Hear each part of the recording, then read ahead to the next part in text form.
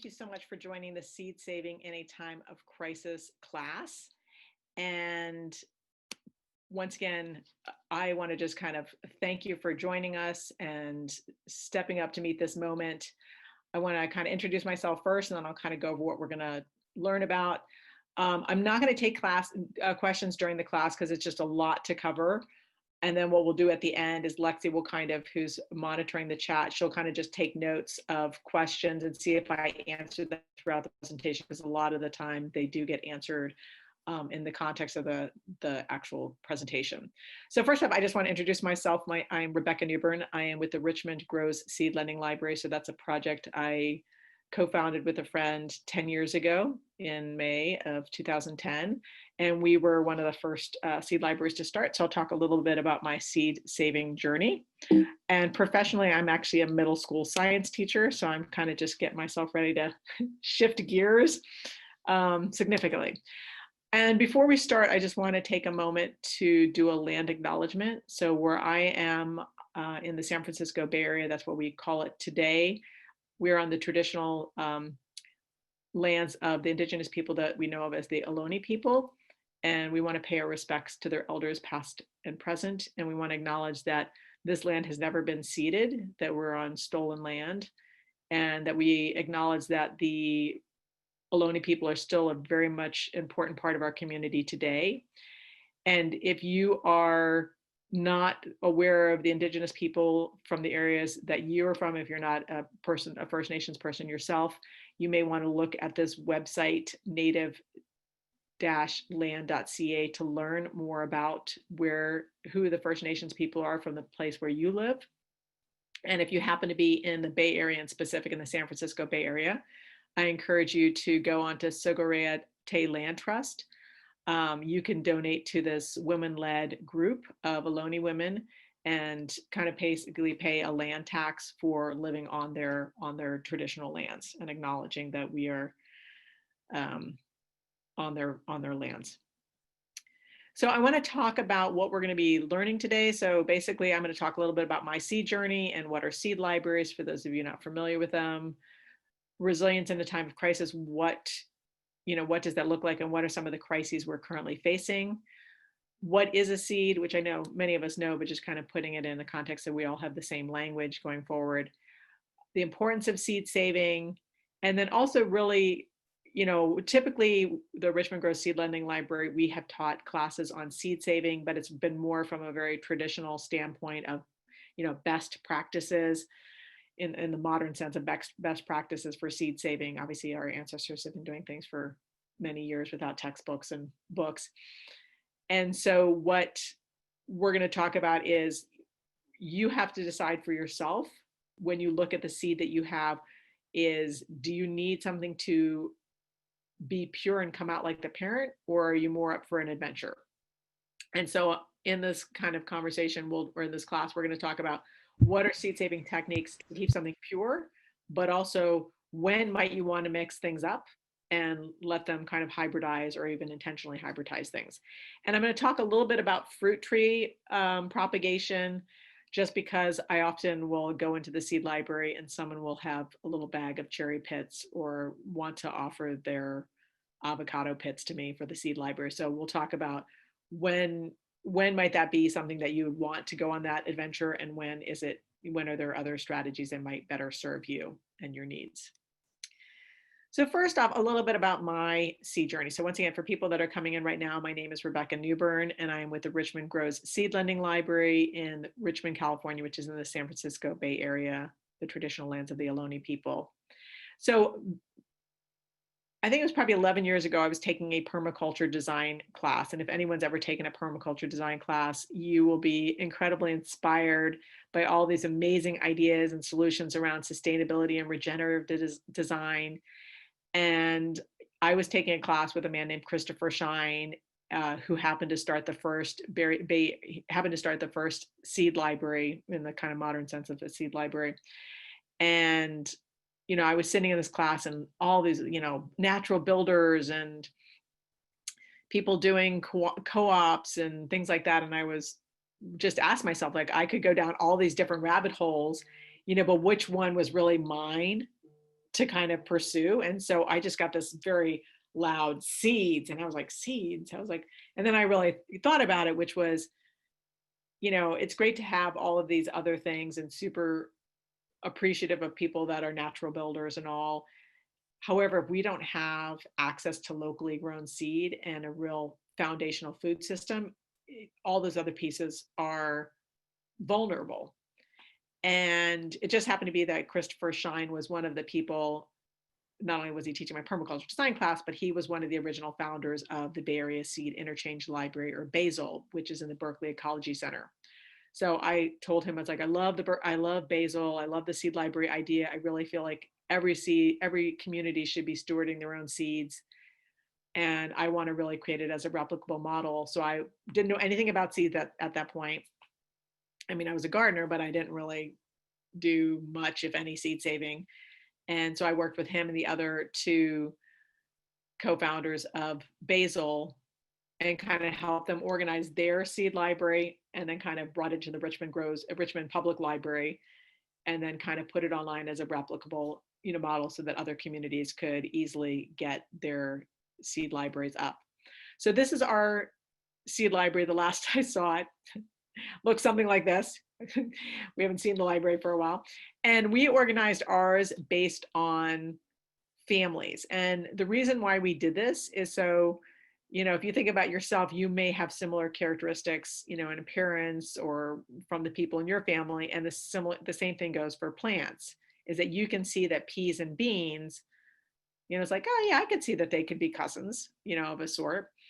And so what we did was we organized our seed collection around plant families, because a lot of them have similar seed saving requirements, and that makes it easier for people to learn about how to seed save. So we use the Planting Times guide from BASIL, from the Bay Area Seed Library. And so anything with a little green sticker on it says super easy. So these are extremely self-pollinating, which means like before the flowers even opened, for the most part, chances are, the pollen has gotten into the female parts and already, been pollinated and fertilized, so that you don't have to worry about it coming out as some cross, something that doesn't look like the mother plant. So that's kind of how our library is organized. So we've got the color coding, the orange here is peas and beans, and the orange there on those cabinet 1 and 2 are peas and beans. And then down the bottom are the difficult things. And some of them aren't really difficult. It's just that you need to actually commit to doing something if you want them to come out like the parent plant. And we're going to talk about what some of those strategies might be. So as I said, we started this library in 2010. We started in May 1st, 2010. And it was funny, a month later, we ended up winning the best seed library of the East Bay. I mean, they have this, competition, and someone obviously wrote in, that we were the best seed library. There was not obviously a category for best seed library, but the editors thought it was good enough to give us an award. And as a result, what happened was the interim director of the library wrote a press release, which then got us into the San Francisco Chronicle, and it also got an article into the American Public Library Journal, which then went out to thousands of librarians around the United States. So at that point, I decided I really needed to get the Create a Library page up and running, because people were reading this article and wanting to start libraries. And so we, the first year we went from, we were the 7th seed library to open. And the first year there were, I think, 15 that were open. The next year there were 60, and the next year was like 200. So it just went up pretty quickly. And last I checked, it was about, 800 or so. So this page is a little bit outdated. So I want to talk about seed diversity. Now, this is a diagram from commercial seed houses. So companies that are selling seed.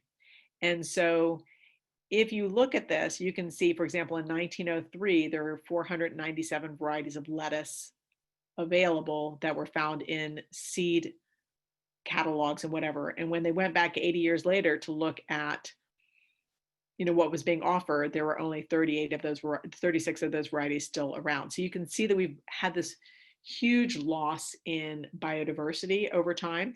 And I just want to remind people that are, in on this class, you do have these slides available to you. There's a lot of content in here. So don't worry about having to write stuff down. If I say something that's not on the slide, by all means, if you want to write something down, go for it. Or if you learn that way, go for it. But do know that you have these slideshow. I will also be sending you a recording, whether it's this session or a previous time that I taught this class. So you'll be getting that as well, just to kind of refresh your mind if you need any help with kind of going over anything. Now, so along with this idea of seed diversity, there has also been a consolidation of seeds globally. So from 1996 to 2013, this is kind of what the seed industry looked like, was that Monsanto and DuPont, ended up buying up all of these smaller seed companies. So you might be thinking you're buying from a local seed company, but it actually might be owned by a larger company. And I know that you can't necessarily see all the writing on this, but the thing that I want you to draw your attention to is the bottom right-hand corner. There is a key. And so all of the things that are blue are actually seed companies. Things that are red, such as Monsanto and Bayer and DuPont and Syngenta and Dow, these are actually chemical companies. So their primary mission isn't really about creating healthy and robust food systems and that are nutritious for people. Their primary charge is to sell more chemicals. So once again, when you're purchasing seeds and thinking about how you want to live your life, that may be something that is important to you, and that would maybe direct and inform where you might want to get your seeds from and maybe where you don't want to get your seeds from. So that was 1996 to 2013. And then from 1996 to 2018, so if you just kind of add a couple more years in, that consolidation, so Monsanto got bought up by Bayer. And so once again, you can still see that the majority of the seed is actually owned by chemical companies, so those red dots there. So here we are in a time of crisis, so a climate crisis and also a food system in crisis. So we have this kind of a perfect storm, and hopefully a perfect inspiration for people to want to get more involved in seed saving in their own gardens as well as in the community, as we've had this huge loss of genetic diversity. Some people put it at 94% of what was available 100 years ago is gone. And that's gone as an extinct gone. So we can't get that back. So we have to figure out, how do we, in this time of a pinch where we've lost all this genetic diversity, how do we widen that out so that we have more resilience and diversity? We also have a concentration of seeds in the hands of a few companies.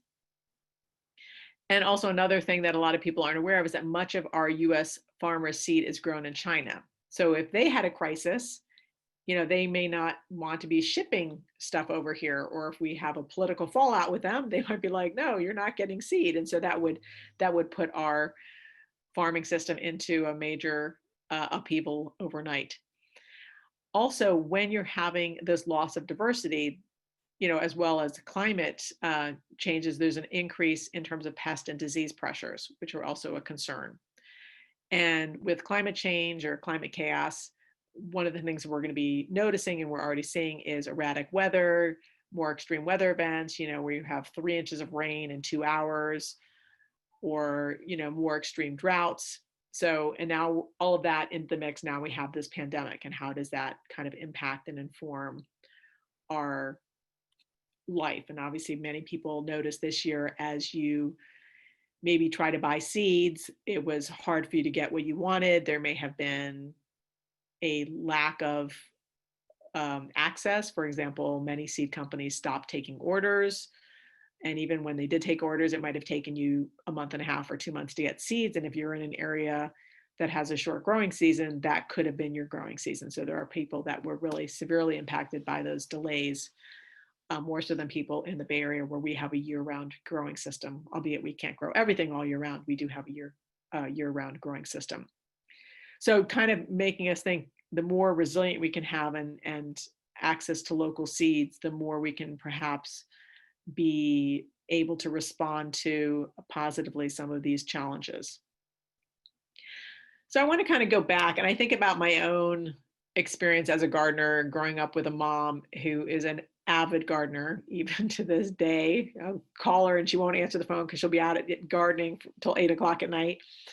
And so most gardeners don't save seeds. And I don't have any haven't done any polling on this, but I think a lot of it has to do with just it's easy access to get seeds. You know, you can just go online, you can go to a nursery and you can get seeds, you can get starch really easily. I think there's a lot of confusion or just lack of knowledge about how do you save cilantro or how do you save beet seeds. And many gardeners haven't even considered it, you know, so up until now. And I think right now people are realizing, maybe I need to add seed saving as part of my gardening practice. And then there's occasionally sometimes people tried something that was weird. You had some awesome squash that was magnificent coming out of your compost pile, and you're like, oh yeah, my butternut squash is like reemerging out of the ashes of my compost pile. And then when it starts to mature, it doesn't look anything like anything you've ever eaten, and kind of like, I'm never going to try to save seeds or let things go to seeds. I'm just going to go buy my own seeds and buy my own starch. So I think there's been a lot of questions and confusions and people haven't even thought about it. And I think hopefully the purpose of this class is really to inspire you to know that you can save seeds. You can grow more food with the seeds that you grow. And it can also be a really fun adventure. So kind of let's get started. So actually I'm wearing the same shirt. Awesome for those of you that can see me.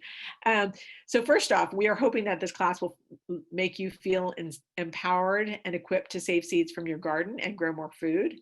Obviously, once you save seeds, you know, you have maybe an initial outlay of money for a packet of seeds, or maybe you get them from a friend. But then after that, you can keep those same seeds going for generations. And all you need to do is have purchased it once, and then you're good. And another thing is that seed savers are super generous people. So if you save seeds from a lettuce plant, you might have 1,000 seeds, which is way more lettuce than you're probably going to grow unless you live on a farm. And so you'll want to share them with other people. And sometimes that's it's a great idea to do in general, but sometimes it's also your backup plan. So many years ago, when I was first getting into the seed library and seed saving, I'm a fava bean freak. I will just own that one. And I fell in love with these. I found these really gorgeous dark purple fava beans called Negretta. And, you know, so I saved seeds and I shared them out with some of my friends, including people with other seed libraries.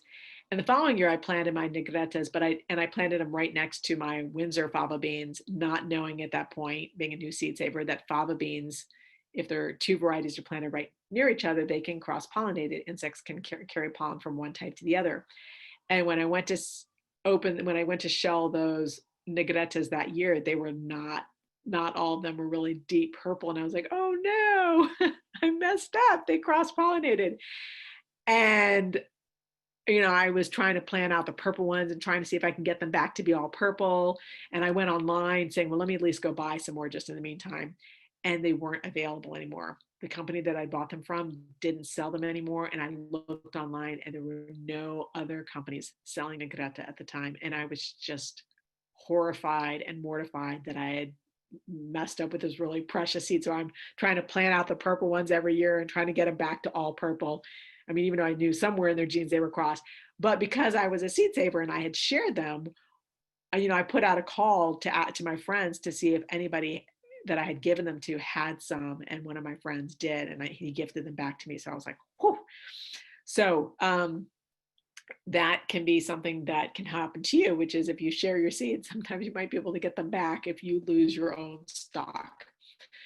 And also, we want you to really kind of think about it through this class, just kind of like, what is your purpose for saving seeds? You know, it could be fun. It could be concerned about, you know, big ag. It could be not being able to find really unusual, rare things. There could be so many different reasons, and that's going to really inform your decisions about how you save something, whether you want to keep it to come out like the parent, or if you're more like, I want to mix things up and go on a wild adventure and see what shows up in my garden. And all of that is fine. And also, just with being in a time of crisis, you know, wanting to really kind of emphasize planting lots of different things is going to give you more resilience. And so diversity is really the key in a time of resilience. So for example, I have an apple tree, and on my apple tree, I have, I don't know, 10 different cyans. So basically I took a branch from a different variety and kind of cut it and attached it and bound it up, and so it healed, and anything above that is, you know, Pink Pearl or Wixen or whatever. So I have all these different varieties on my apple tree. And if we had a freak storm and the early blossoms got wiped out by a heavy rain, I might still have my mid and late season apples. So just being able to have that diversity, one, provides delicious flavors, a more extended crop season and harvest, but it also might, provide food when something actually gets destroyed. So I am a middle school science teacher, so I'm going to kind of go through the who, what, when, where, why, and how model as we kind of go through this. And once again, feel free to put your questions in the chat, and Lexi is monitoring the chat. And at the end, if I haven't answered them, I will try to get to as many as I can. So I want to start with, where do you get seeds from? So obviously there are a number of vegetables that are actually fruit. So if it has seeds, it's a fruit. So like zucchini has seeds in it, it's a fruit. Cucumbers have seeds, it's a fruit. Tomatoes have seeds, they're fruit. So when you can actually see the fruit, you can actually see the seeds, it's a lot easier to do the seed saving, because you're like, oh, that's the seed, I'm saving that. But there are a lot of fruit-bearing plants that it's not as straightforward, because, for example, with a beet, you'd be like, where are the beet seeds, or where are the carrot seeds? And the reason you don't see the seeds is because you actually are pulling up the beet before it goes through that whole life cycle. And as a result, it's not having the opportunity to put out flowers and then create seed. So we tend to pull those crops out to eat them before we let them go to seed. And on the right-hand side, you can actually see a picture of beet seeds that are going to, beets that are going to seed in my garden. So when are the seeds of fruit ready? So typically the seeds are going to be ready when the fruit is completely mature. So for example, a winter squash, when you cut it off, when you take it off the vine, it's completely mature. When you eat tomatoes, they're already in the mature stage. Peppers, if it's like a jalapeno, it might go all the way to the red stage versus the green stage, but it's in that kind of mature stage. But there are a number of fruits that we eat in the young stage. And those aren't mature enough that if you were to eat them, the seeds would not be ready. And so, for example, even if you have a runaway zucchini and it's massive, that zucchini really needs to go all the way to a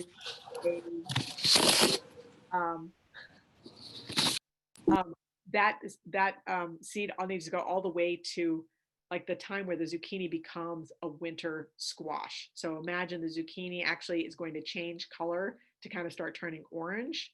And, you could probably try to stick your fingernail in a zucchini and it's going to, it's going to be hard. It's going to have a hard rind.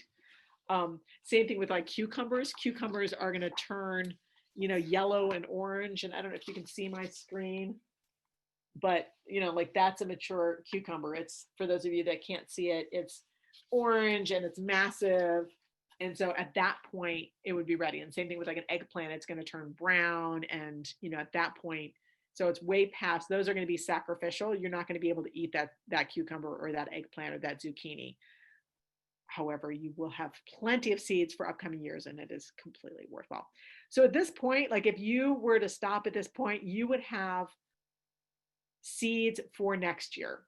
They may not come out like the zucchini from this season, but you would have seeds that could get your family, fed for next year. So just so you know that for people that like adventures, and I have this one friend, Lila, she's always up for an adventure. And you go to her garden and there is just, you're like, what do you plant? She's like, oh, I don't know. I just let it everything just kind of does its own thing and cross pollinates and just sprouts up. And she just scoops seeds out of whatever, squash she grew this year and plants it next year. And she has no idea what's going to show up, but it's going to be edible. And usually it's delicious. And so that is one method of seed saving, is just being on the super creative and letting nature take its own course and going along for the ride. So that is one method that is completely valid.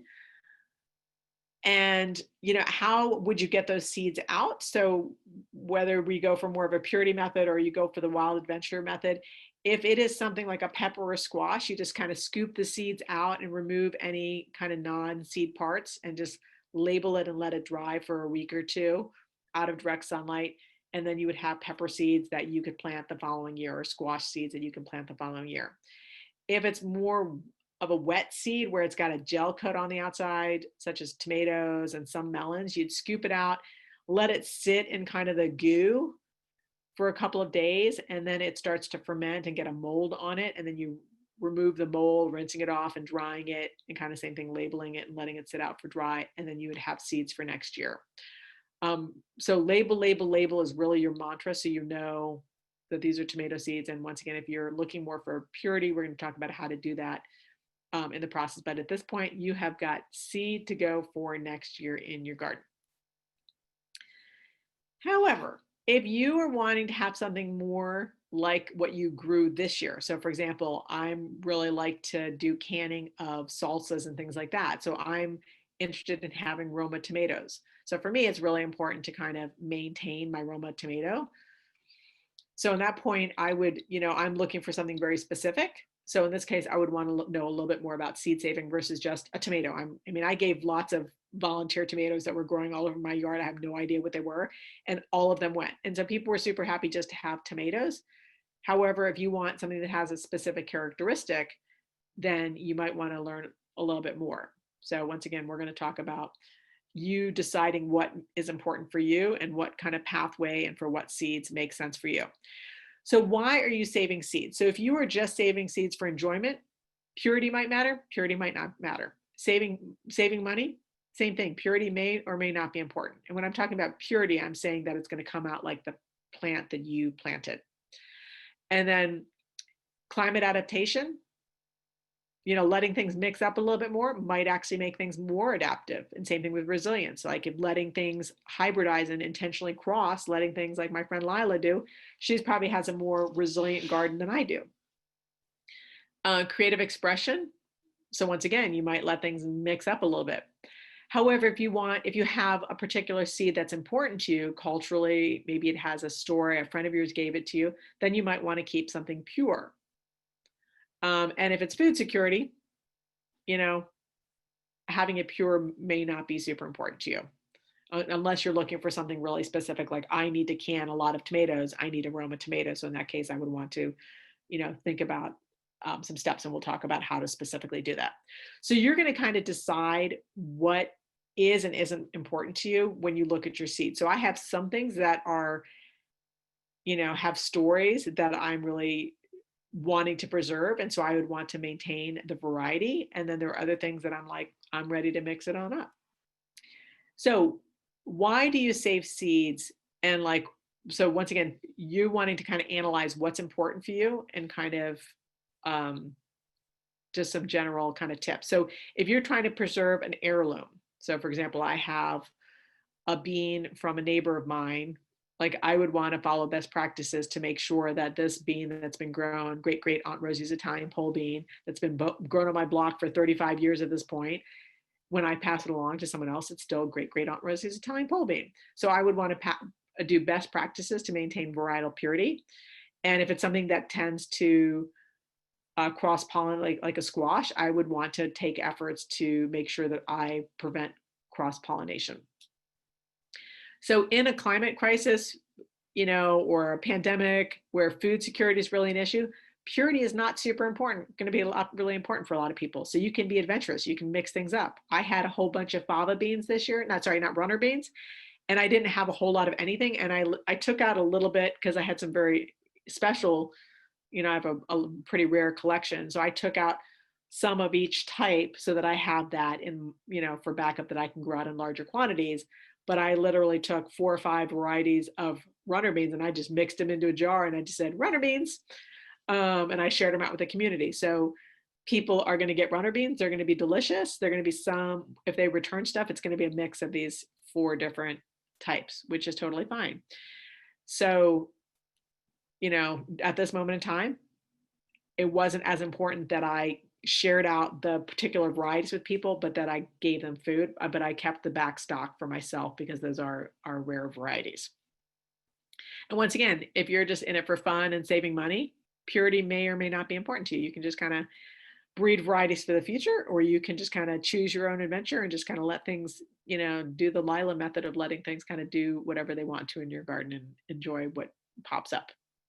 So I want to talk a little bit about different types of seeds as well, and what are some pros and cons, so that as you're thinking about where do you land in the purity to the wild, Mr. Toad's wild ride, that's what my seed teacher calls it, of letting things just wildly cross-pollinate, you can kind of do that from a more informed place. So pure means it's going to come out like expected. It's going to come out like the parent plant. So that's a pro, is you get what you're planting this particular squash, and you're going to get that particular squash. So that's a plus.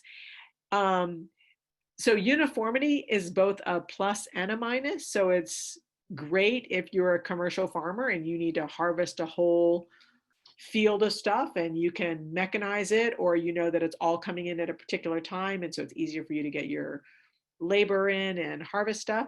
But at the same point, that uniformity also makes things more susceptible. So what happens if you planted everything and then there's everything sprouted, and then there was something that came through and like wiped out your whole field, and everything already had germinated and you lost everything? Whereas if things are coming in at different times, they're a little bit less susceptible to shock. Now, a lot of people have what we would call more garden variety, where it's like you're saving seeds and you may or may not have used the isolation distances that are recommended, for professionals. So for example, when we're talking about isolation distance, what we're talking about is, for example, with my fava beans, I've got the Windsor fava bean and the Negretta fava bean. And one way that I can keep them pure is to keep them 100 feet apart from them. I don't have 100 feet in my house, but what I can do is I can try to put as much space between them as possible. So I could plant my Negrettas in my front yard and my Windsors in my backyard, and I have a house between them. So it makes it a little bit less likely that they're going to cross-pollinate. So there's going to be some off-typing, which is fine at the home scale. If I were a professional and selling them, I would be having to guarantee that I'm giving you Negretta, not some, kind of mixed color thing that I had. And so once again, with that kind of home scale stuff, it's a lot easier to do than trying to figure out how am I going to keep this, seed 100% pure. And some people have more of what we would call naturalized seed. So they just, at the end of the season, they just let some of it go all the way to seed, and then the seeds just drop, and then they kind of sprout up the next, growing season, for that particular species, and they get their cilantro that way and their arugula that way.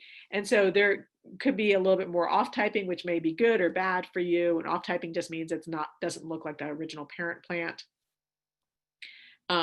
Plus of that is you don't have to plant things. They just come up on their own, and they often are more resilient because they're showing up in places where, like, wow, I don't have drip irrigation there, but it had enough, water to be able to sprout there. And then the other category of seeds is crossed or hybrid. And so these are unstable. And what a cross is you have two distinct parents, maybe a yellow tomato and an orange tomato, and somehow the pollen from one got to the female part of another, and so the offspring are going to be, that'll still look like that yellow tomato that year, but the offspring of the next year are going to be some mix of those two parents. And so whenever you save those seeds, they're not going to come out like the previous generation. They're going to be some mix. And that it could taste better than the parent. It could taste less better. It could be more resilient. There could be some more resistance to something in there, or it could be less resistant. And one of the things that you really want to know about is, in particular with corn, is that a lot of the corn that we buy is hybrid corn, or I shouldn't say I buy, but a lot of the corn that's available on the market is hybrid. And what really happens with corn is that first generation, so they intentionally mix two parents and they save the seeds, and that's what they're selling, is that first generation of corn seed to you. And it's super vigorous. It's great. It's super healthy. But if you saved the corn seeds from a hybrid, it will tend to actually be less healthy. So that's one of the few species that really saving from hybrids is not as recommended as trying some of maybe these other ideas. that we'll get into. So in terms of this choose your own adventure, there are two books that I would strongly recommend, and you might want to just veer towards one versus the other, or, might not want to get either. Just, kind of play it by ear and see what shows up. So the first book is The Seed Garden. It is a beautiful coffee table book. It is incredibly, incredibly rich in detail and resources. And it's really about how do we preserve, the heirlooms of the past. And I'll talk about what an heirloom is, but really trying to preserve some of the traditional varieties that we may already be able to get in stores or in different seed exchanges or community venues. And then the other one is a book by Carol Deppe, and Carol Deppe is a professional plant breeder. She has a PhD in from Harvard, and really is about creating new varieties. So a lot of the genetic diversity, it's not going to be stewarded by these international companies. So an international company, whether it's a seed company or any other company, is really looking for a large market.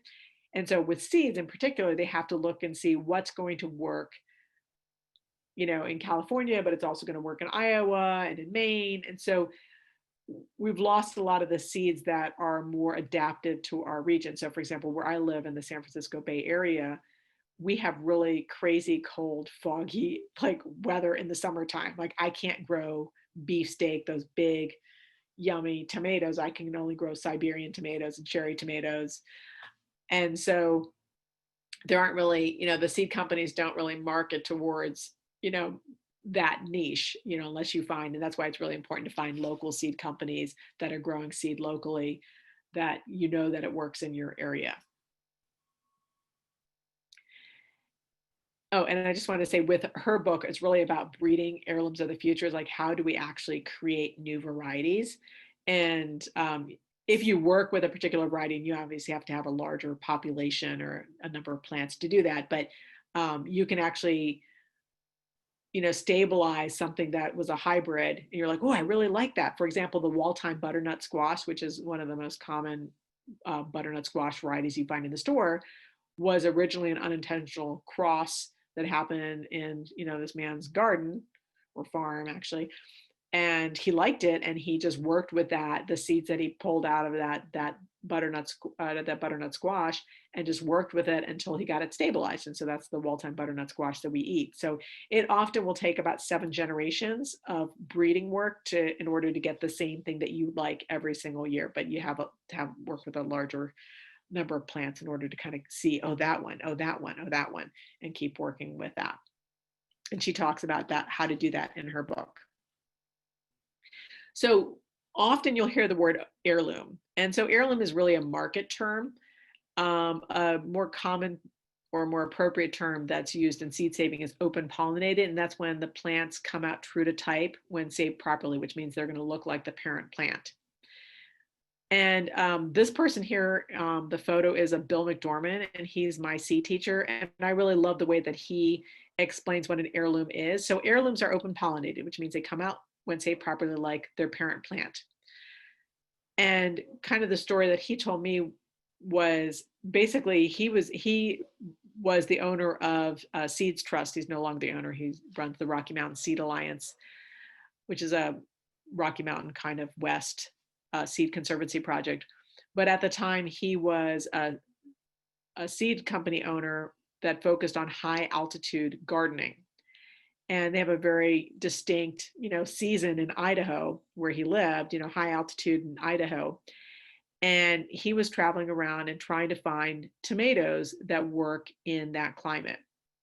And so first he went down to Guatemala and went to the highlands of Guatemala thinking, oh, tomatoes and peppers, they are from this region of the world. I should be able to get some great, mountainous varieties of tomatoes and peppers here.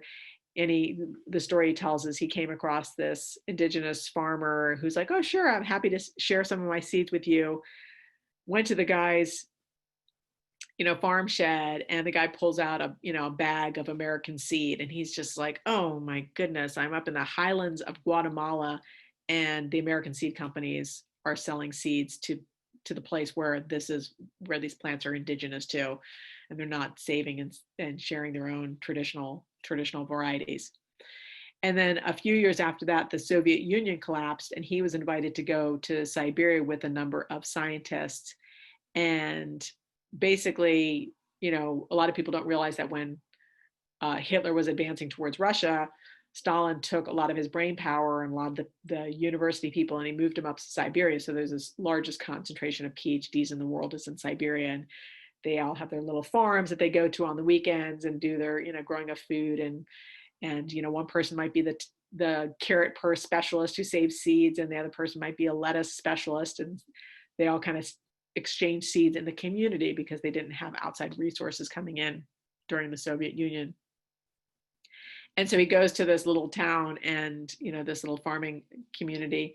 And this guy comes up to me and goes, "I have the world's best tomatoes. Do you want them?" And he's like, "Yeah." And then the guy turns and walks away and leaves. And so he and his interpreter are trying to figure out what just happened. And they find out from some of the other community members that that's Sasha. And he lives up in the Altai Mountains, about 35 to 40 kilometers away. And if he's going to get the seeds to you by the time you leave tomorrow afternoon, he needs to start walking now to get up there and be able to come back in time to get them to you.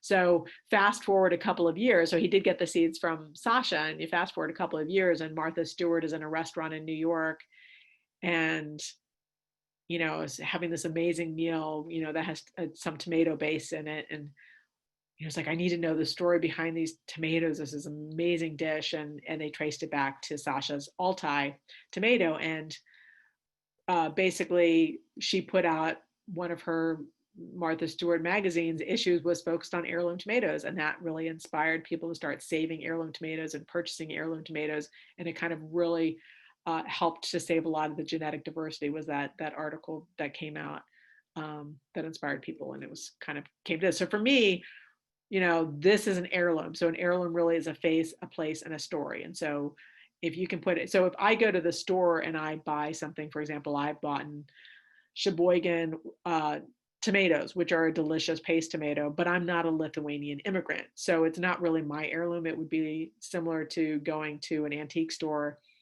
and buying a pretty piece of jewelry. It's an antique. It's beautiful. It's worth wearing. It's worth saving or whatever, but it's not my heirloom. And so just understanding but once again, as we start to share seeds and maybe even start to create our own new varieties, when they start to come with a face and a place and a story, they will start to become our new stories and possibly our new heirlooms of the future. So when does seed purity matter?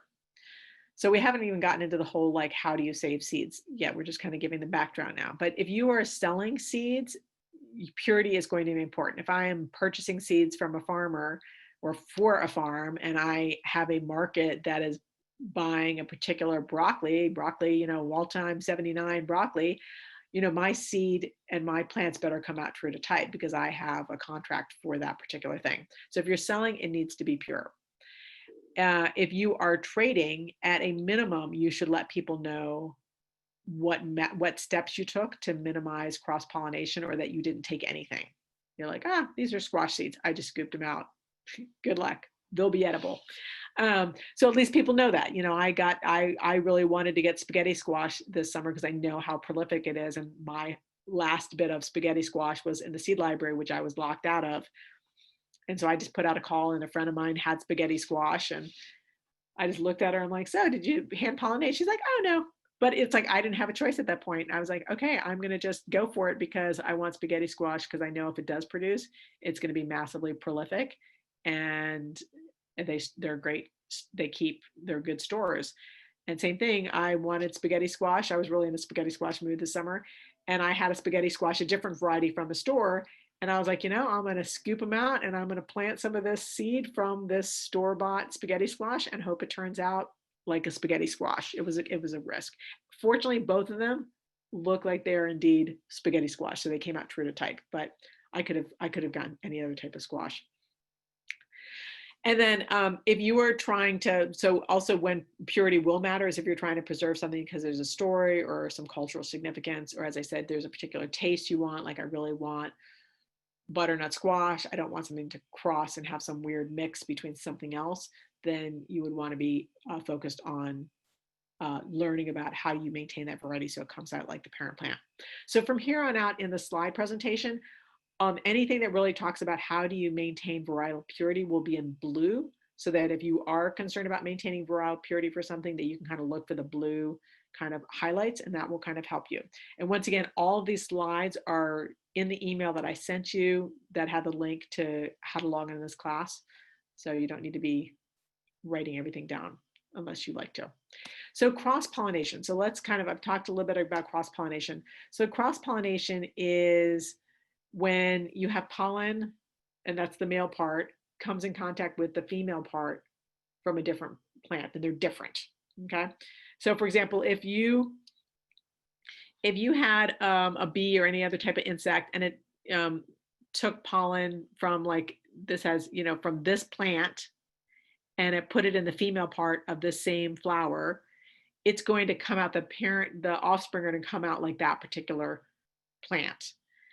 And same thing, if you had the bee come from this plant and it's the same variety as this other plant, and it brought the male part from this flower over to the female part of this other flower, and they're the same variety, the offspring are going to look like the parents, or we're going to say they're going to come out true to type. And typically in the seed saving world, we try to avoid this third scenario, which is, a bee or some other type of insect takes pollen from this type of plant and brings it over to this other plant, and then the offspring are going to be a cross, or going to look something like somewhere between the two. It could look more like one, it could look like something else, or it could be like, oh, it looks like the great great uncle, whatever that plant looked like. So in terms of trying to maintain purity, we try to avoid this, this hybrid situation. But once again, you may be like, I don't really care, I want to mix things up, and I'm okay with that. So to maintain varietal purity, so some species are going to come out pure or like the parent with you doing nothing, like almost nothing. So peas, beans, tomatoes, lettuce, wheat, arugula, you plant them, you save the seeds, and we'll talk about how do you save the seeds and where do you get the seeds on those, and they're going to come out like the parents. There might be a little bit off typing every now and then, but you're good to go. But there are some other types of plants.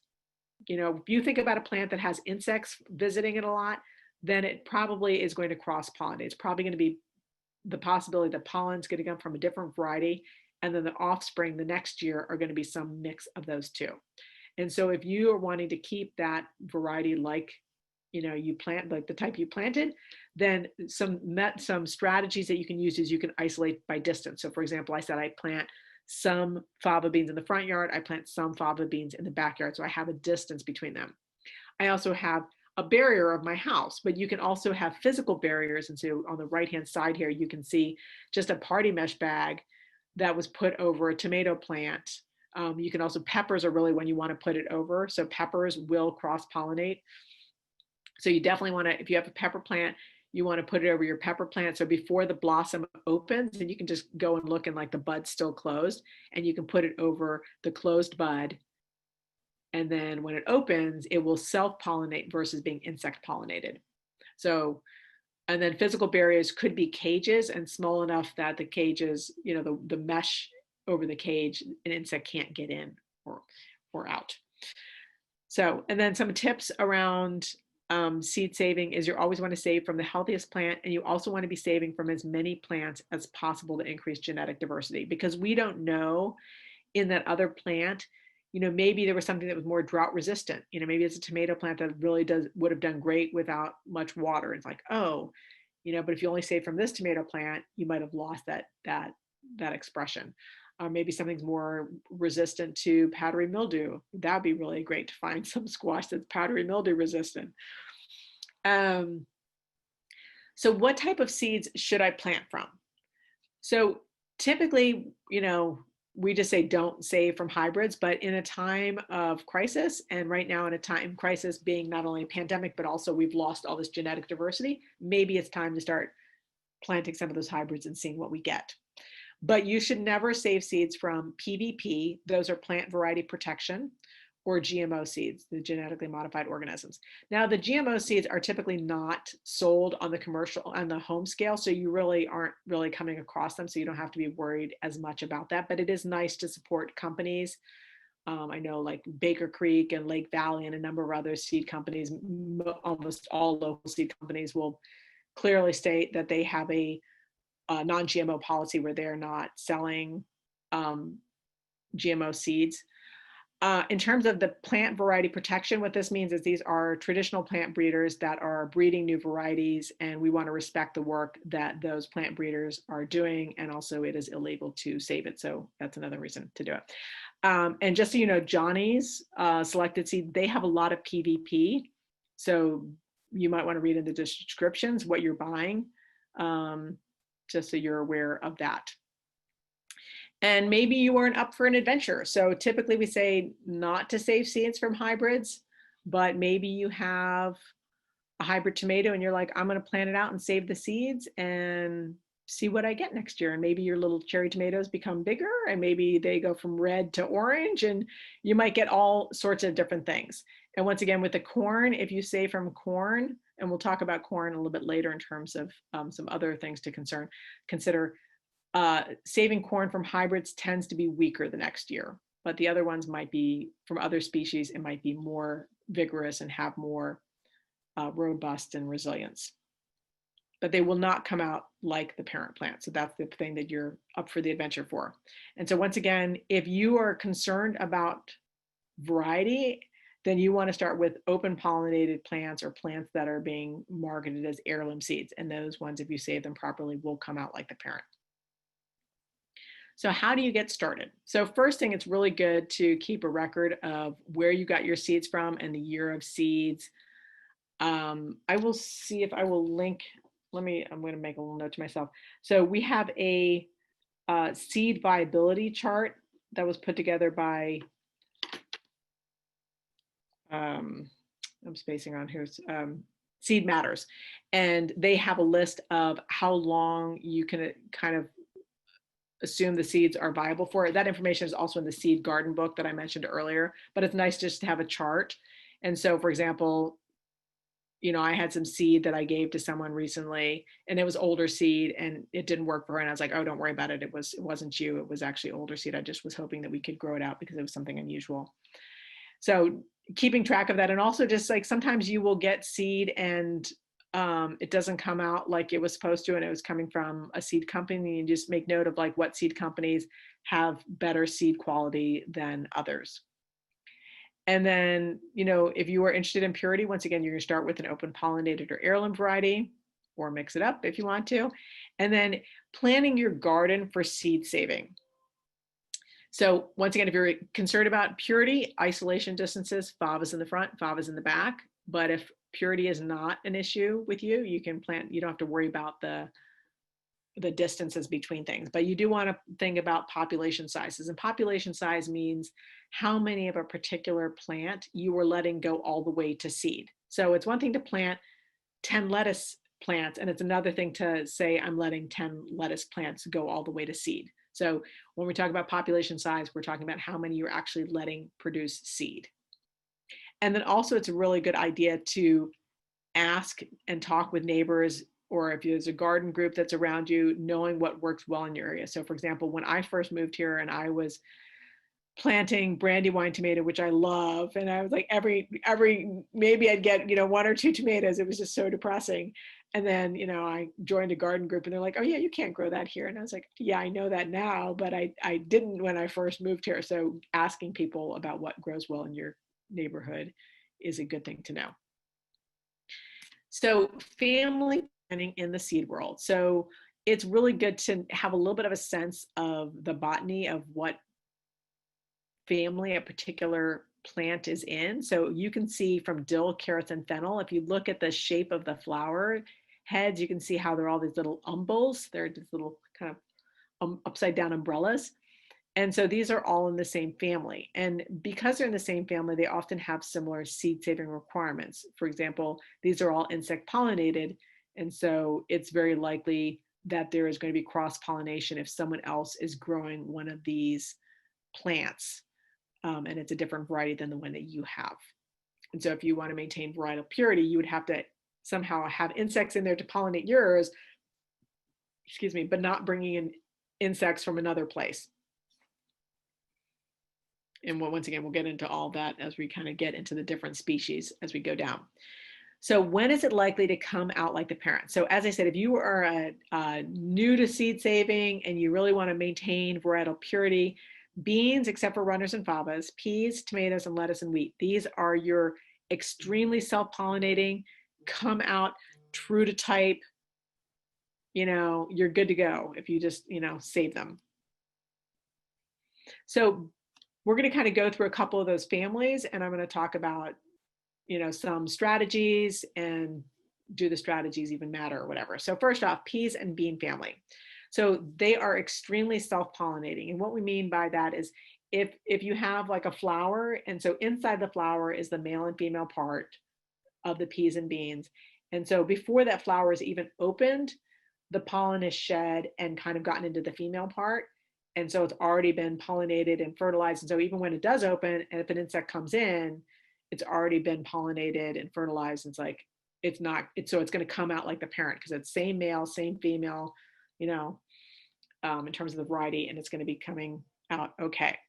So those are perfect flowers and typically self-pollinated, with the exception of fabas and runners. They can be insect pollinated a lot more than these other ones. And so what we want to talk about now is we want to talk about the population size, or the number of plants. And so what we're going to do is we're going to kind of go over home versus community. And so, and this is also kind of, this information is in the seed garden book as well. And so if you are looking like, I just need to have some seeds, if you were able to save from one runner bean, you would get viable seeds that you could plant for next year. Or if you save from one pea plant, you're going to get seeds that will work for next year. Obviously, it's better to save from multiple plants. So if you can save from multiple plants, that is great.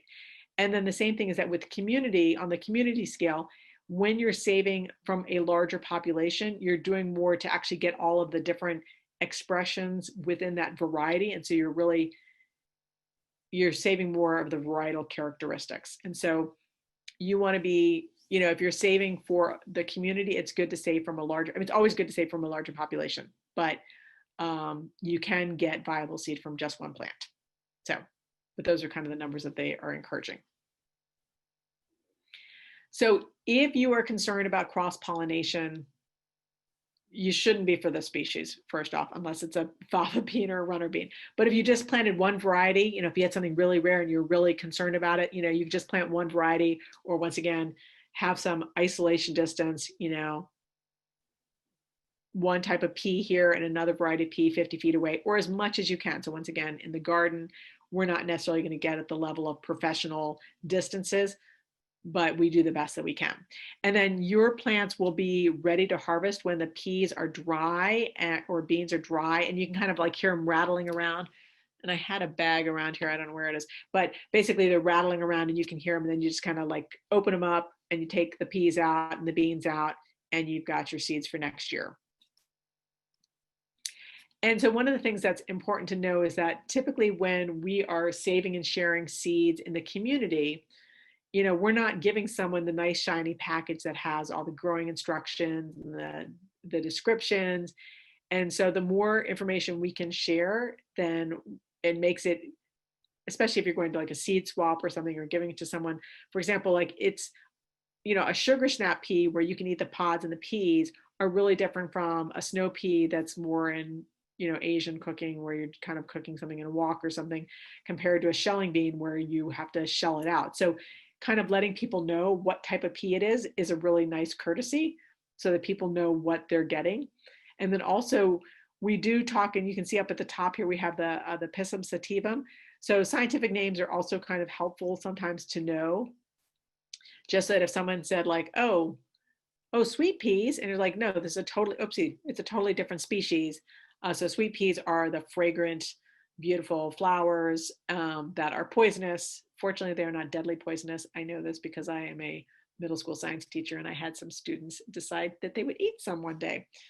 they were all fine, but they were a little freaked out. So at least in small quantities, they're not deadly poisonous. And also when you are saving the peas or whatever you're saving, like be thinking about like, am I noticing something in particular? For example, oh, this was really heavy bear, or it had a long season, or it was powdery mildew resistant, or so if you can take notes of that information, it's really great just so you can kind of, I have a friend who was saving this vortex bean, and what she kept doing was saving for longer and longer pods. And she actually significantly, over about six years, increased the length of her pods by, like it was significant. I should go and find out how much it was, but it was noteworthy. And once again, with favas and runners, if purity is not important, you can plant 2 varieties or more close together and they will cross and they will be fine. They will be delicious. Or if purity does matter, separate them or only plant 1 variety. And once again, all the blue is your stuff that's information about keeping things pure. So lettuce, also a super easy plant for those of you new to seed saving, extremely self-pollinating. Once again, even if you plant multiple varieties near each other, they say to have an isolation distance of 10 feet, but I've planted lots of, lettuce mixes together, and for the most part, they come out like the parent plant. And once again, if you're wanting to get the same variety of lettuce, then you have to start with an open-pollinated or heirloom variety so you get the same thing next year. And once again, if you plant lettuce and you let it go to seed, if you just say from 1 plant, you will have a lot of lettuce seed. But if you say from more, you'll have even more, and you'll be able to share lots with the community, and you'll have a little bit more genetic diversity in there. And a really great tip that I learned recently, and I'm doing it this year, is one of the things that we don't realize is that when you're saving seed, when you're growing something for food, it's a really different time commitment than it is to grow something to seed.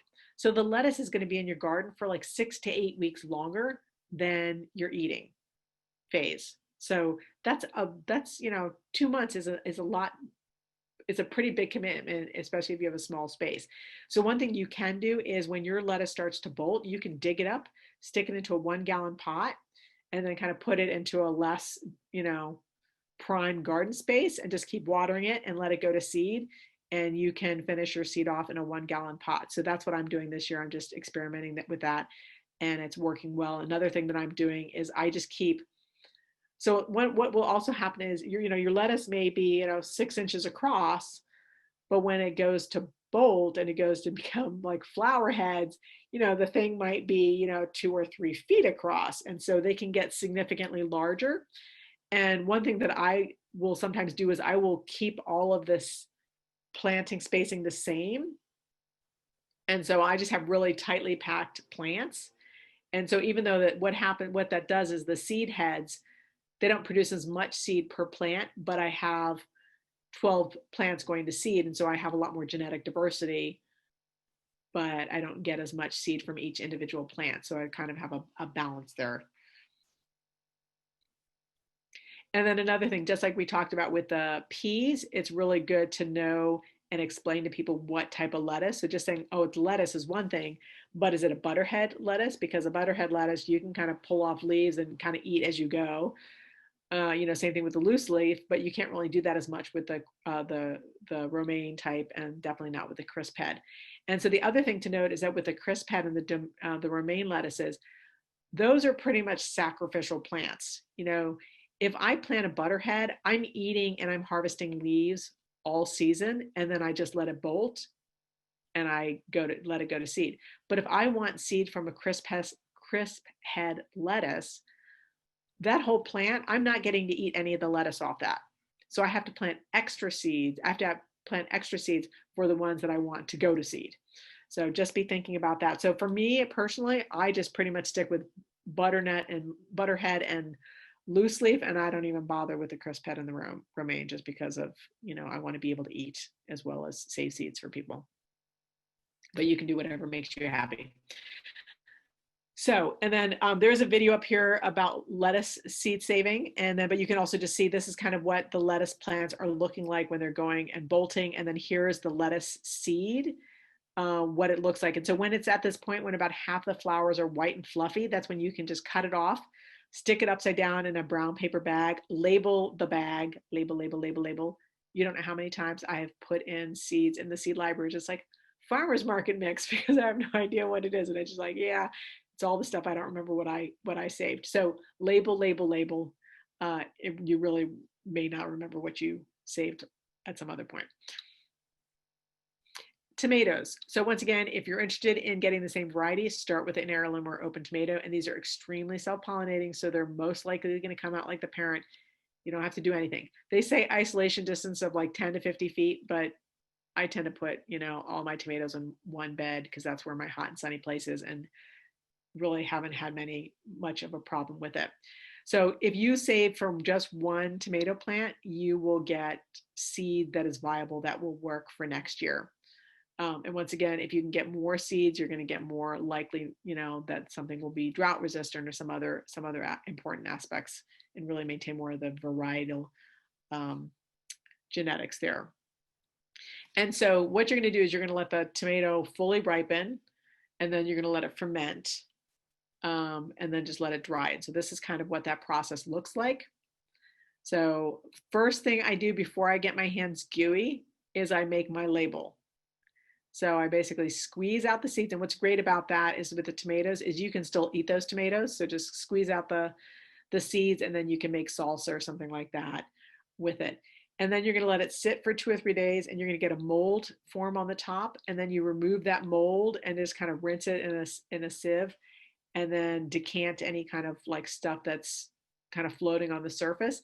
And just so you know that if there are seeds floating at the top, they're not viable. They don't have enough oomph in them to go to maturity. So it's really the good seeds for tomatoes are on the bottom, and anything that's floating on the top, just toss it out. And then I put it on a plate out of direct sunlight, and I just let it sit there for a week or two until it's dry. And then I'll put it in a paper envelope or a glass jar or something depending on the volume I have for next year. And one of the things that happens with this process is actually removing the gel coat,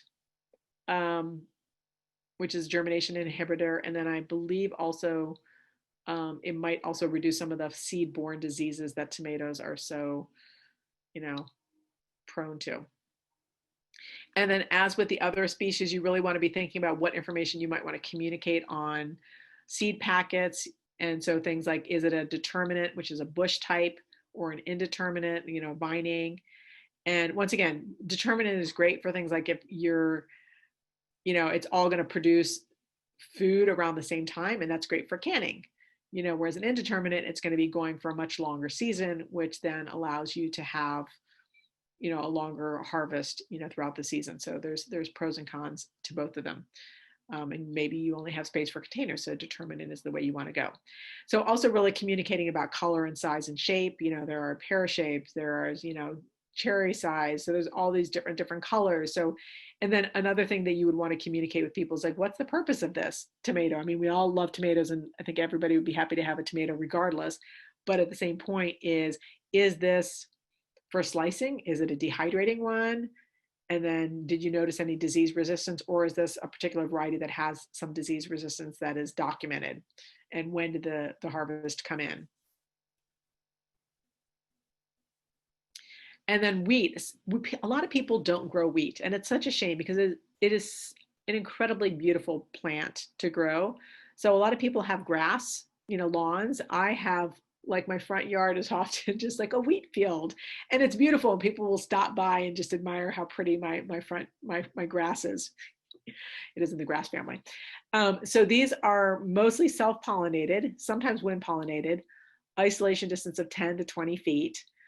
You can get viable seed, or seed that's good for planting from one plant, but 5 to 10 is, what's better. And there are some really amazing, and you also, when it's ready, like basically you can stake your finger to the wheat and see if you can stick your fingernail into one of the grains. And if it doesn't dent, then it's ready. And if you have been hesitant to start, growing wheat because you think, how am I ever going to process it? There's a great video linked here from John Jevons of the Grow More Food and Grow More Vegetables in Less Space Than You Could Ever Imagine book author. And so it's a really great video about how to clean seed. I tend not to actually process my seed through a grain mill, although I have one. I just use it as wheat berries, which is delicious. And I would really also encourage you to check out the work, the evolutionary wheat breeding projects. So a lot of people are unaware that the civil war in Syria, one of the kind of catalysts for that was actually a crop failure due to climate change and skyrocketing prices for wheat. And that kind of destabilized the situation in that area. But there was an amazing plant breeder there, an Italian guy, Salvatore Cacciarelli, I think his name is. And he was doing a project where they were mixing a bunch of different wheat varieties in one field and just being like, what pops out, what works, and not really about like, can we get the best harvest and, you know, document that we've got the best number of bushels, but really like what is going to be resilient and what is going to work. And there is a group of people in Occidental Arts and Ecology Center here in California that are working also on this similar idea of evolutionary wheat breeding with like 500 plus varieties, mixing them together and then just saving that and, you know, working with local bakers and all to kind of share that seed out. And so once again, it really being about resilience. You may not get the best harvest ever, but you will definitely get a harvest even, you know, when, you know, whatever kind of, hopefully whatever climate chaos can throw our way. And then another thing you might want to check into is the Rocky Mountain Seed Alliance. That's a Rocky Mountain West, United States seed conservancy project, and they are doing heritage grain trials. And so if you are interested in participating, you can sign up to be one of their grain trial participants, and they'll give you the seed, and then they kind of walk you through the whole process. And then we can document how are different heritage grains doing in different bioregions. So now we're moving on to the place where a lot of people in the seed saving world kind of go like, have not ventured, and that is into the cucurbit family. And so the cucurbits are squash, pumpkin, melons, cucumbers. And this is where if you want varietal purity, you need to hand pollinate. You just like, so you can only have one squash, better to have more in terms of the variety, but you can get viable seeds from one zucchini plant or whatever. And you can see here, there are actually 4 different species of squash. So for example, a Big Mac's pumpkin can pollinate a buttercup squash, but a Big Mac's cannot pollinate a zucchini. However, I don't know what your neighborhood looks like, but there are so many gardeners, and the isolation distance. So when we're talking about one of the strategies to maintain purity is isolation distance, and the isolation distance for squash and pumpkins is at least a half a mile. So I can't guarantee that in a half a mile from me, there is no one who is growing, you know, if I'm growing zucchini, I am assuming that someone within a half a mile of me is growing something else like spaghetti squash or summer squash. In fact, I'm growing all of those. So I know that there is someone growing them. So I have to hand pollinate them. And so what I'm going to do is I'm going to prevent an insect from pollinating, and I'm going to do the pollinating myself and then seal it up. And this is what it looks like. So first off, you go out, and this is a great video by actually from Organic Seed Alliance and John Navazio. He's one of the main breeders for Johnny's Select Seeds, really super knowledgeable seed saver. So highly recommend you watching the hand pollinating video. I will try to remember to put it in the email I just sent out, just so that you don't, you know, overlook it at some point. So first off, what you do is you go out in the evening. And so you go out in the evening or late afternoon and you look for male and female squashes. So on the same plant, it's great if you can get them, if you have more than one zucchini or whatever, get a male from one plant and pollinate a female from another plant. But if you've only got one plant, it works. So what you're doing is you're looking, oopsie daisy. So you're looking for, so this here with the long skinny stalk is the male. And then this one here that has the immature, this is the ovary of the female. So it actually looks like a little baby squash. And so what you do is you go out and you look and you go like, I can see some nice color on this. It hasn't opened yet. So I can see it hasn't opened yet. And there's a nice orange color to it. So if it's still looking really green, that's probably the next day plant. So it's like 2 days out. So this one here is going to pop tomorrow. And so what I do is I go out with, I personally use painter's tape versus masking tape. So I go out and I put a really wide tape is better. And so I put the tape on and I'm sealing up the male and the female. And then you have to go out, step 3, you have to go out early the next morning. And I'm saying, like, if I wait till 8 o'clock, these flowers want to open with so much power, they will rip through that tape if you don't get out there early enough. So you want to, and also not only that, but you will also get insects can bore in there. So you want to avoid that too. And so what I do is I go out early the next morning and I cut the males off, and then I remove all of the petals from the male. So the male is just like hanging out by itself, and it's literally just a little stick with that centerpiece here. And then I open up the female, and I, like, if this is the female, I don't know if you can see me, but if this is the female and this is the male, and I've cut off, and I open up the female, and I just basically go in there and I just kind of wiggle it around like a paintbrush. And then I close the female up, and then I have to tape it really well. So you have to tape it really well. You can see how there's more than the amount that there was originally in terms of the tape. And then the other thing you want to do is you want to put a ribbon or some type of marking. So I just have a whole bunch of pink cloths that I have and then I know that that's the plant, that's the squash on that particular plant that I hand pollinated, because in 2 months or 3 months, whenever these squash are ready, I'm not going to know which ones I hand pollinated, which ones I didn't. You might not hand pollinate all of them. You might just do one a season. If you're doing more stuff for the community and you want to share with other people, you might try to do as many as you can, which I would highly recommend this year so that we all have enough seed next year. But one will get you there for next year, and still with plenty to share. Now, so first things, there's a couple of recommendations. So one tip is you might want to start with hand pollinating squash. And the reason is that squash flowers are just a lot bigger, whereas cucumbers are these little, and melons are just super small. And for you to try to do that whole technique, a lot harder. You might just want to take those little party mesh bags and put it over the flower instead of trying to, tape it shut and all that stuff. And you don't have to worry about taking the tape off. The tape will naturally just fall off on its own.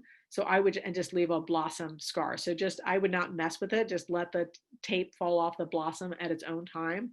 But you will know which ones you hand pollinated because you have that little ribbon or some type of marking on it.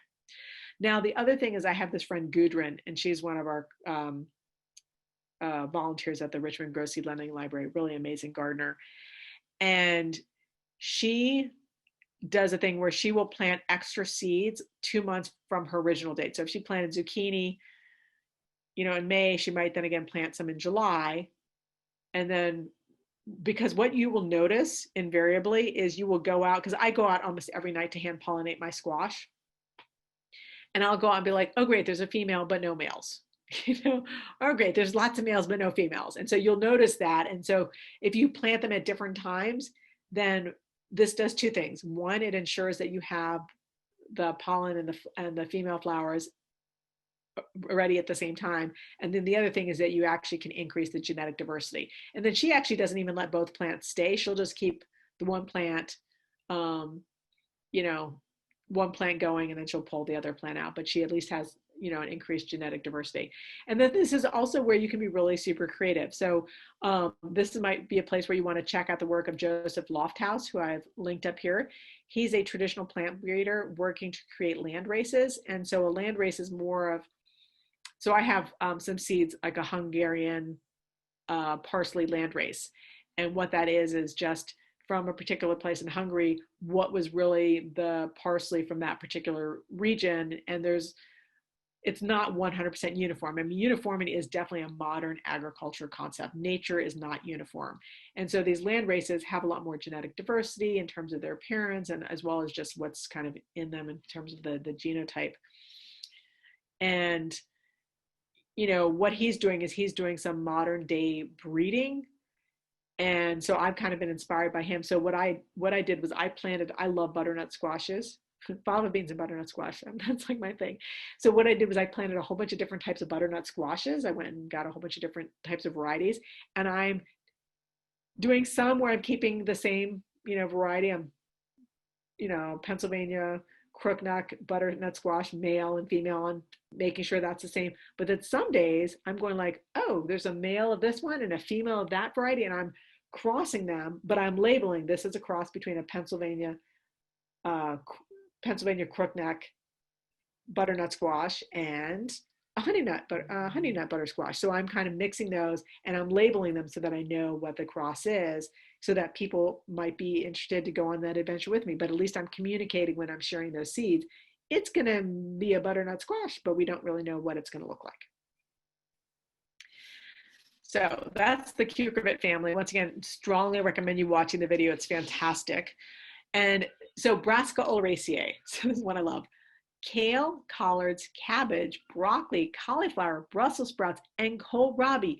These are all the same species. So this is why sometimes it's helpful to know the scientific name. So if I'm planting two types of collards, they can cross-pollinate. However, if I'm also growing a collard and a kale and they're both flowering, they can also cross-pollinate. So it is likely, that if my kale is flowering, or broccoli, because broccoli is actually the flowers, there might be someone else around that also has that same species. So we do periodically, like I will grow broccoli to seed for the seed library, but I just always mark it crossed because I have no idea. And if I wanted to really, do what professionals do, this is what I would do. You would build a cage and it's got netting around it so that you basically can put insects are in it that are inside, pollinate, but it prevents other insects from bringing pollen in, and then you kind of do it from that way. So we obviously don't have the capacity to have these cages and kind of do these isolation barrier methods.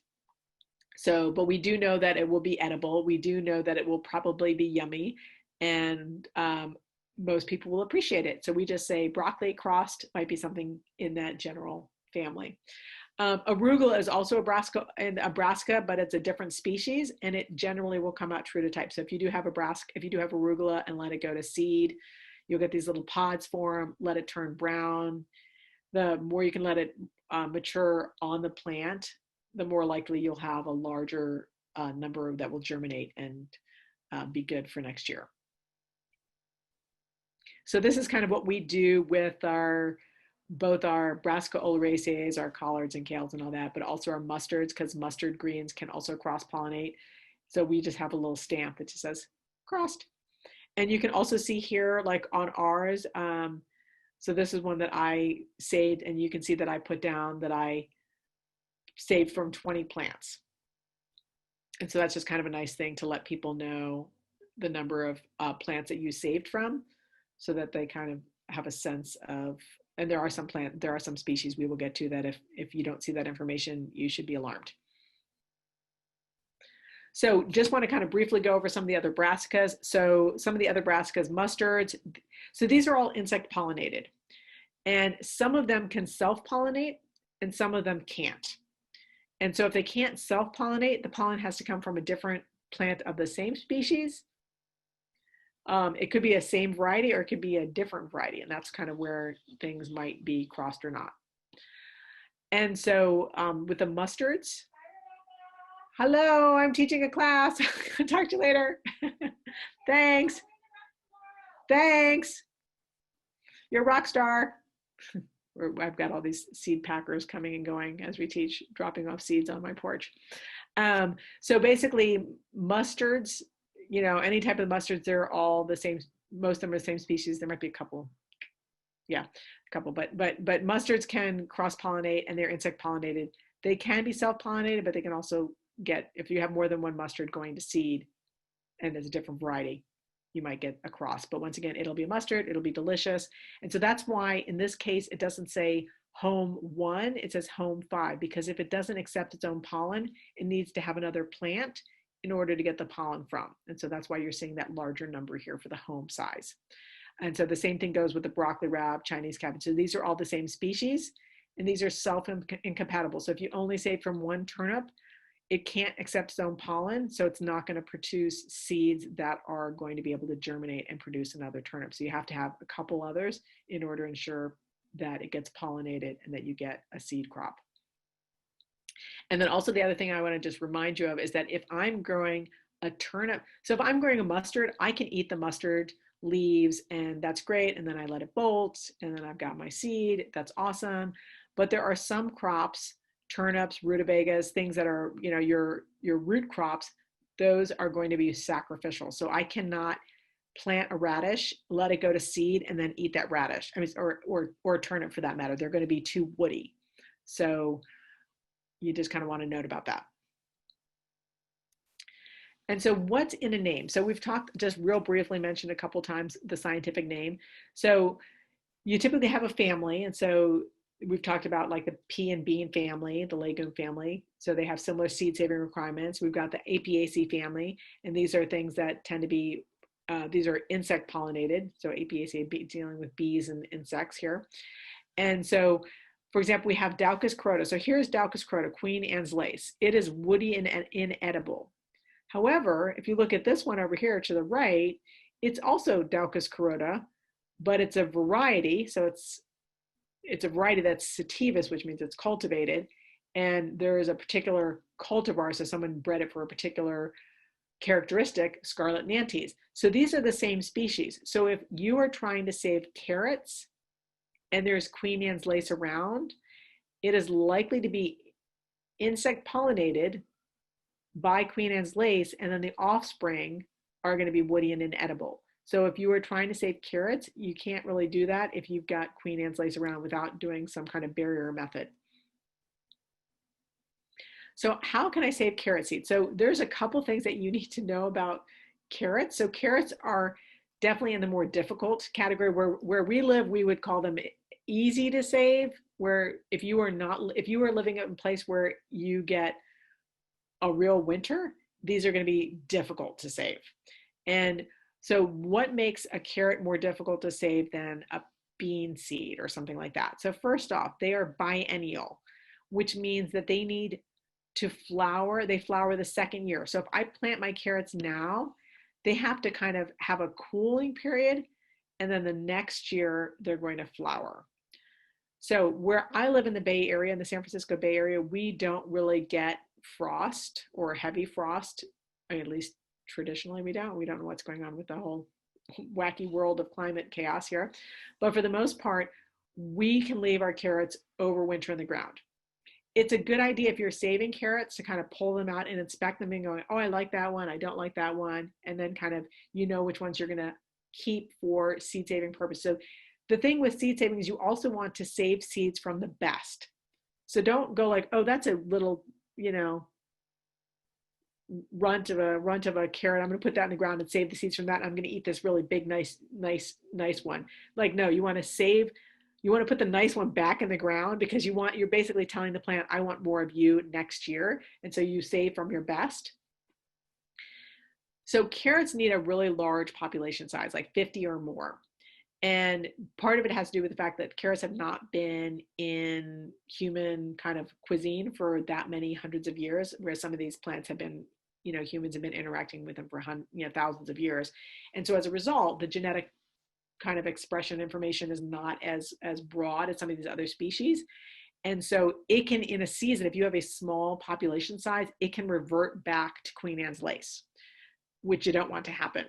And so on a home scale, in a suburban setting, we cannot and also not only that, but every single carrot that you're saving for seed production can't be eaten. It's going to be too woody.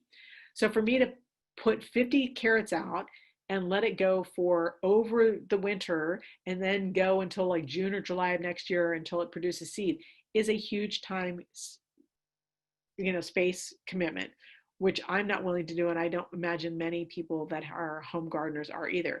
So kind of what one of the strategies we're talking about is I'm planting 7 or 8 different varieties of carrots. And then what I'm doing is I'm saving like 1 or 2 from each type so instead of saving 50 carrots, I might be saving 10 to 14 carrots and letting go to seeds. And so I have enough genetic diversity because I'm saving from different varieties and letting them cross-pollinate.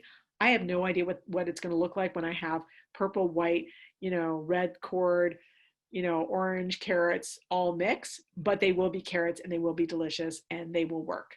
So that's kind of the strategy. So it's called a Grex, Grex. And so it's kind of a hybrid where you're really increasing the genetic diversity of something. And they tend to come out really like wild. And yeah, so go on that adventure. Now, this is another reason why we talk about sorry, I'm going to write myself a little note here. Scientific name. So the scientific name for beets and chard is both Beta vulgaris. So these are the same species. So if you let them go to seed at the same time, you're going to get some cross. It's going to be edible, but is it going to be more like a beet, more like a chard? We don't know. So over, when the first wild relative first started getting, eaten by humans, some people probably just started saving it for things they're like, oh, I like those. And it had more seeds. And someone noticed it had a little bulb and they started saving it more for the root. And so over time, they kind of, went in different morphological, so they have different shapes to them and different kind of functions. But over the most part, the main thing to know is that if you are saving for both in the same season, they will cross. And the other thing that you need to know is that the beet, once again, is going to be sacrificed. It's going to be too woody by the time it goes to seed. And same thing, you're going to need at least, I forgot to put in the population size, so I'll put it later, but you're going to need at least 5 beets, I would say minimum, because I think there's a certain level of self-incompatibility with this. So just so you know. And once again, you could also plant several different beets and just like, I'm going to say one from that, and mix them up. And that's also a strategy. But in terms of varietal purity, so if you were trying to save beets and it's wind pollinated and the wind can travel for, half a mile, how many people are really letting their beets go all the way to seed?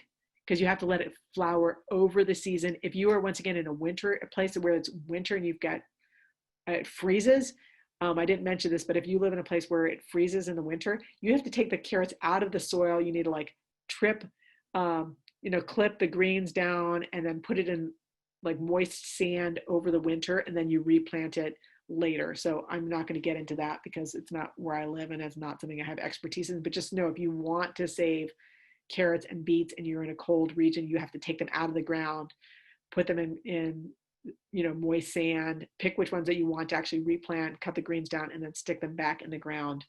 And then they'll produce seed the following year.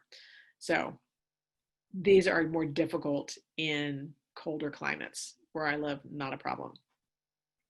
Corn. So this, I've heard this so many times that I just put it in quotes. Corn is very promiscuous. So anyone you talk to who's a seed saver will just say corn is very promiscuous. That's the language they use over and over again. So if there's pollen anywhere around from a corn plant, it will find your plant. And the other thing is that corn needs a large population size in order to save the seeds. So 20 of the same variety. So once again, maybe you don't have space for 200 corn plants and then sacrificing a bunch of those cobs. I mean, you don't need with that, you wouldn't have to save 50 things, but you would be letting them all pollinate. So you're getting pollen from, the 200 plants, but then you could just save a couple of those, but they'd have the pollen from a mix. So you don't have to save 200 cobs is what we're saying here, but you do need to have 200 flowering in order to save. So I don't have space for 200 corn. So what I do is I plant several sweet corns so that I know that I've got genetic diversity, but I can't get up to 200, but I know that it's going to be more, I'm basically creating a hybrid. And the thing that's interesting about corn is it's one of the few plants that exhibits the zinnia effect. So if you look to the right, and you can see this picture. So here's some farmer who planted a dent corn. You can tell it's a dent corn because it has a little kind of divot in it here. So I'm assuming they planted a yellow corn, and then you can see that there is a cross here with these red kernels. And so, if you were trying to save seed and you could see that that's not what you planted, you could just save the kernels from the yellow ones if you wanted to, or you could be like, hey, I'm going on Mr. Toad's Wild Ride, and you could say, I'm going to be saving from the red one. So we were doing a popcorn. If you got on a little bit early, I was talking about a popcorn plant breeding project my middle school students and I were doing. We just put 9 different traditional popcorn varieties together and we just let them mix. And then when we went to go saving seeds, we were actually intentionally pulling out the ones that we knew were crossed. So we would be like, it's smoke signal cross question mark. We don't know which of the 9 or maybe something from a neighbor's it was, but we know what the mother plant was. So once again, corn is really unusual that you can actually see in the mother plant this season if you're corn crossed.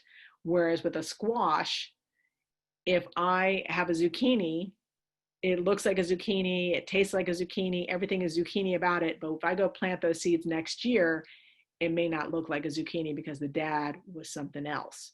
And I won't know until the next year, whereas corn, you will find out that year you planted it. So potatoes. So I know a lot of people are really concerned about, food and growing more food. And so with potatoes, really want to strongly encourage people to get certified disease-free potatoes. Do not go to the grocery store and plant potatoes from the grocery store. You might be lucky, but there are some nasty diseases with potatoes, and if you happen to bring one into your garden, you are going to contaminate your soil for I think it's like 17 years or something ridiculous like that. So your soil will not be able to grow potatoes for a long time. So don't risk it. It's not worth it. So try to go and order some certified disease-free seed potatoes. Really a lot of great videos about growing potatoes in a bucket. So you can get, 4 to 6 pounds of potatoes in a bucket. So check out this video here. But once again, one of the things that my friends and I did we did this maybe about 8 years ago or whatever, but we went online together and we collectively bought a bunch of different seed potatoes. And then, we just kind of split it up. So we got a bunch of different types, because we kind of pooled our resources. And speaking of which, with potatoes, and I think I have one, hold on. With potatoes, they will, oops. I don't know where it is. That was on my counter. Potatoes, when they're ready to harvest, will put out a flower, and then they actually get a little green fruit on the end. And strongly encourage you when your potatoes do flower to save those fruits above the ground, the little fruits. And that's where the genetic diversity is. So if you plant those little seeds out that are in the fruit of the potato, that's where the new varieties come from. And the first year you plant out that seed and you've got a totally new variety, and you save the tubers from that little seed and you will have that variety. You create insta variety. So just so you know, that's a way that you can go. And so those seeds can last for quite some time. And so Carol Deppe talks a little bit about it in her book, the seed breeding, the plant breeding book that I mentioned in the beginning. So check that out. And then also just in terms of one of the seed saving terms we talk about is, when you're saving seeds, every time you save something, you're kind of adding a new chapter to that book. So when you save something, you maybe saved something that was a little bit taller or a little bit, earlier in the season. And so you're kind of informing and adding some knowledge or something to that plant. And then we also talk about, also if you're aware of that and can record the characteristics or things that you noticed about it, it's great. And then in the seed saving world, they often talk about roguing. And so roguing is when something that didn't come out like you were expecting it to, or like the parent plant. And so a lot of times in the commercial seed industry, they will rogue, which means they pull them out, things that are not true to type or ones that they don't want.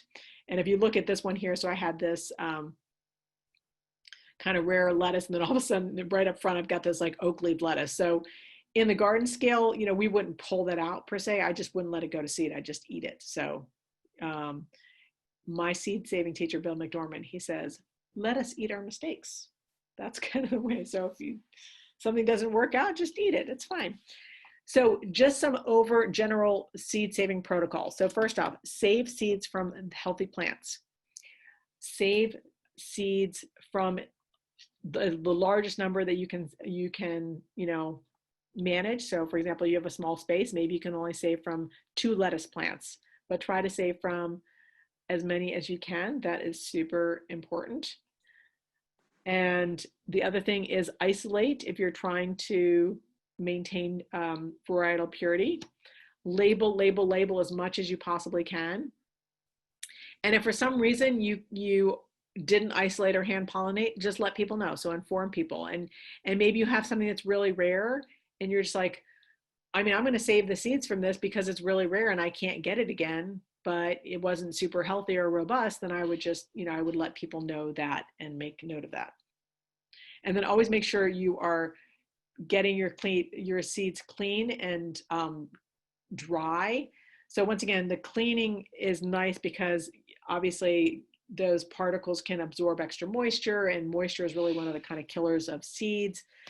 And then obviously dry, same thing. You don't want mold and all that to kind of grow on your seeds. So really making sure that things are clean and dry. And when you store seeds, kind of dry, dark, and cool are kind of the ways to think about it. So dry, dark, and cool is keeping your seeds. And the more you can keep them at an even temperature, the better. They don't need to be in a refrigerator or freezer. Just storing them in general is, just in a cabinet is typically fine for most climates. And so, I do have the seed viability chart. Okay, so this I was talking about this earlier. So the seed viability chart tells you about whether or not how old if your seeds are still probably going to be good. So arugula, the seeds are good for like 5 years. You can see the isolation distance. So they're saying 1/2 mile from other varieties. And the number of plants, I wouldn't go by this as much. I think that the seed garden is probably a better indicator of the number of plants that you should save some.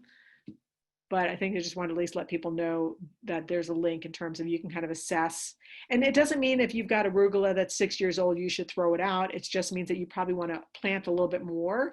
If you can get more seed, that might be something you want to do, but also just knowing that, you might just have to plant a little bit more in order to kind of get enough of a harvest that year. And once again, what are types of things that you want to include on envelopes as you're sharing them? So really important, especially as people are trying to do more food preserving, does it have a particular, can people can it, freeze it, dehydrate it? Also really letting people know about if this is a bush or a pole habit. So really if you're sharing beans and you don't communicate that information and all of a sudden someone has something that— How do I get back? And so also if someone's growing something and they were expecting a bush and all of a sudden it's 8 feet tall, they'd be a little bit shocked. Same thing with peppers. Is this hot or sweet?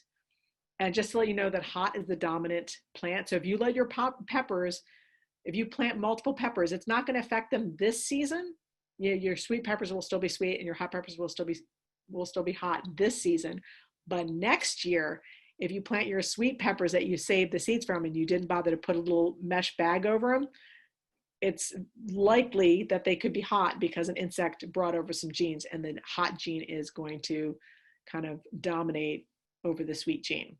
And then also just letting people know, is this seed pure? Is it crossed? Did you intentionally cross it? So for example, I have this really awesome plant. It's called a purple tree collard. It's a perennial, and typically it doesn't flower, but one year it flowered, and I knew it's Brassica oleracea because it's a collard, and my dino kale was flowering at the same time. And I was like, ooh, purple tree collard with dino kale cross, and I let them cross pollinate, grew out the seeds, and so I have this cross, and it flowers every year, but it's a nicer texture than the purple tree collard, and it's a little bit more bubbly like the dino kale. And so sometimes you can intentionally cross things, and a lot of people love to get this plant from me because it's really unique. But you share that with people, and a lot of people are excited about that. Or some people are like, oh, I don't care if the pumpkin isn't hand pollinated, I'm willing to eat it. So just being clear about what you're communicating. And once again, if you are sharing, we do have a label, so I will include an envelope, I'll add it in, just so you can kind of have some kind of more of a structure like this. So if you're sharing seeds with other people, what's helpful to kind of include in there on your labeling. And then once again, I hope that you can kind of come up with some clarity for yourself about what's your purpose for seed saving. And once again, for me, it's highly variable. There's some things in my collection that I'm really very dedicated to making sure that they come true to type. And then there's other things that I am just letting go wild. But it's really about, it's very species, it's very variety specific, but I'm also like, if I have something interesting, I'm sharing a story. Like, I'm hand pollinating these butternut squash and I'm going on this wild adventure, but it's gonna be a butternut. Let me know what you get. And then, so trying to kind of encourage and inspire people to kind of take some risks, as well as preserve some things that might be unusual and unique that we want to maintain. So for example, this year, fava beans, I've gotten so many fava bean donations from different community members, and I'm just like, I don't know what they are, but they're fava beans, and I'm just gonna mix them all together. So sometimes we will pool. That means pulling together multiple things. For example, with beets, I might not be able to get someone to grow the 20 beets that we need for more of a community grow, but maybe I can get someone to grow 6 beets, and I can get someone else to grow 6 beets. And if I get 4 people, I can pull those together, and then I actually have the genetics that I really kind of am hoping for in a larger population. But this year I would just, or upcoming years, like, feel free to mix things around, mix up some fava beans, mix up runner beans. What happens when you let your cauliflower and kale go, or your Asian greens mix? You're going to get something that's edible. Corn, same thing, flowers. So this is one thing that happened a couple of years. I have been growing this one on the right for a number of years. It's really pretty, April in Paris, and it's got this really light purple fringe. And then this one year on my sidewalk, so drought tolerant, no water whatsoever, this popped out, and I was like, oh, I like that. So I made you can see how I put a little marking around it. So I knew that when that went to a pod, that was the flower I was going to save the seeds from. And I've been sharing this out with other people in the community, and they're saving it too. And if it turns out like the thing on the right or anything else, they just have pretty flowers. But if they get this, they save the seeds, and then we're trying to kind of breed this out to kind of create it. But I don't have enough space to do it on my own, but as a community, we can do some of this breeding together. And then also just talking about backing up your seed collection. So as we know, this year, many people had difficulty getting seeds because there was a rush on seeds. But there could also be larger catastrophes or issues, or it could be on the personal level too. Like, what if my house burned down and I have a really rare collection? It's like, that would be a loss. I mean, fortunately, I have a backup in the community collection, but if the seed that was there were gone, I would have lost things. So I had a friend who, lost her house in the Tubbs fire a few years ago, but she was a member of a community seed group. And, because she shared seeds and was really generous, she didn't lose, her entire collection. And so I think that we need to be thinking about, both personally, but as well as collectively, like, how can we back up our seeds? So one thing is, obviously, if you're a seed saver, you're going to be sharing extras with friends and family because you have more than you can possibly use.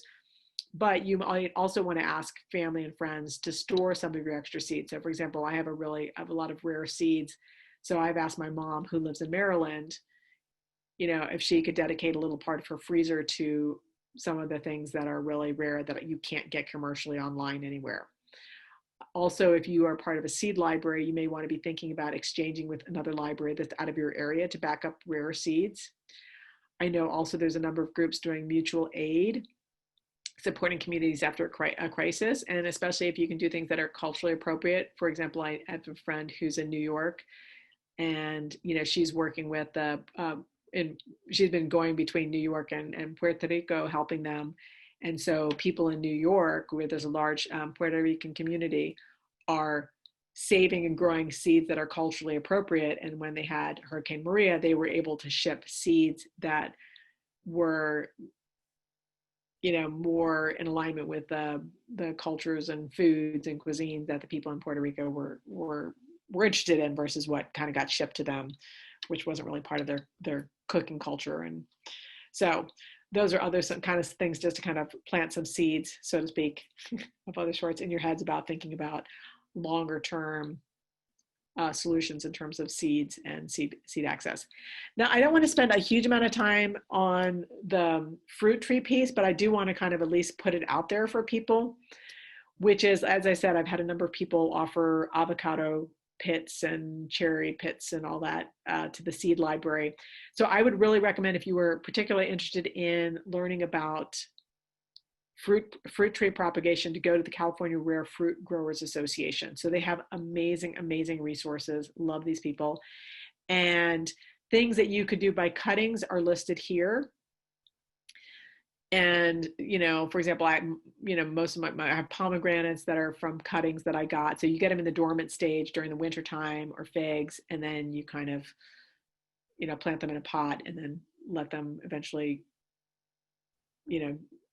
leaf out, and then you could plant them when they develop roots and all that stuff. So I have a number of these that I've grown from seeds. And then there's some things that really you wouldn't want to grow from a seed. So for example, apple seeds. I know Johnny Appleseed planted lots of apples, but most apples are going to turn out crabby. So they're not going to be really good eating apples. I mean, every variety that you know of came from one seed. So like every Honeycrisp originally came from one Honeycrisp tree. And how they propagate it is they basically, the first Honeycrisp tree, someone's like, ooh, this is a nice tasty apple. And what they did was they cut a branch off, and then they made a cut on another tree, and they put a little piece of wood on it called a scion and wrapped it and bandaged it up, and then it healed. And then anything above that, became the Honeycrisp apple. And so that's how we get those every single Honeycrisp, think about your favorite apple, all came from one original tree. So if you want to plant an apple seed, it's going to take you about 10 years before you get an apple, and it may not be edible. So you can plant an apple seed and get a little whip, a little kind of like a little stick of a tree, and then put on a known variety, and that will take less time to get apples, and it will be reliable. However, you don't know about the rootstock, if it's going to be disease resistant or the size of it. So there are reasons why sometimes buying a tree and grafting on is better. There are some that you could go from seed, and you can kind of look over that list if those are things that grow in your area. And then this is from a friend of mine, John Valenzuela, who's a California rare fruit grower. So he's saying, can you grow fruit trees from seeds? Yes, for diversity, but also a lot of it depends. So some things you might plant might be better tasting. You might get the new Honeycrisp from that apple seed that you planted. Once again, you probably wouldn't want to do that if you live in a small suburban area, but if you lived on a farm, you might be like, I'm willing to go and, experiment with some new varieties and try things out. So some things might be better tasting, might be more disease resistant, but they might be, you might have spent a lot of time and not gotten anything that's super tasty. So there's pros and cons of that whole process. And we are going to be needing to have a lot more low chill. So as our climate changes, and a lot of trees need a chilling time. And so, with the planet heating up, you might, with one of these new varieties, come up with something that requires less chill. And that might be a great addition to the community and to the culture. So if you've got the space and you've got the time, by all means, go down that rabbit hole with everyone's blessing. So some other kind of hints and helpful hints about fruit trees is some of the things like stone fruits need to be cold stratified. So you basically need to keep them in a fridge for 3 months. And so you can kind of read through this list if you're interested in a particular thing like avocado pits or whatever, what you would want to do or not do with that. So I'm not going to go into a lot of times. I want to see if there's questions. Once again, here's some more, strawberries you can get by runners, root cuttings from some of these other berries. And currants you can also do by scions as well. So I did my currants are by cuttings. So who is going to be preserving the biodiversity? This is going to be done by community gardeners and by amateur plant breeders like you. So we are super excited that you are getting into the world of seed saving, or going, getting deeper into it, deeper dive. And I just want to kind of end with, this is one of the last slides about, this is a picture in my house. It's something framed in my house. It's a seed packet from the 1910. And it's from an old seed house that went out of business. And when they were raising the building, maybe about 10 years ago or something, they noticed that there was a basement to this building and they didn't know about it. And there was actually a bunch of boxes of empty seed packets. And this guy bought them and put them in wood frames and was going to, selling them, but it was originally hoping to sell them with the seeds, so that people had, here's that, and I'm also growing it in my yard.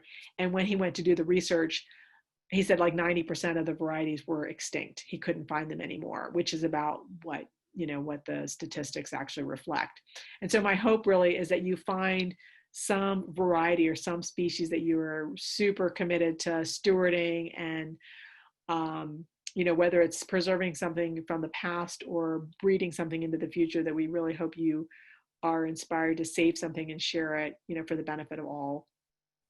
And really, I think just it's important for us in the time of crisis to really think about, like, what world do we want to live in and create, and really kind of thinking about what inspires you and what's really yours to contribute. So when I came into this work, I really was just like, what am I going to do? How am I going to contribute to society? And I just got seeds. So really, hoping that you ask yourself that same question of, like, what is yours to contribute and how can you show up?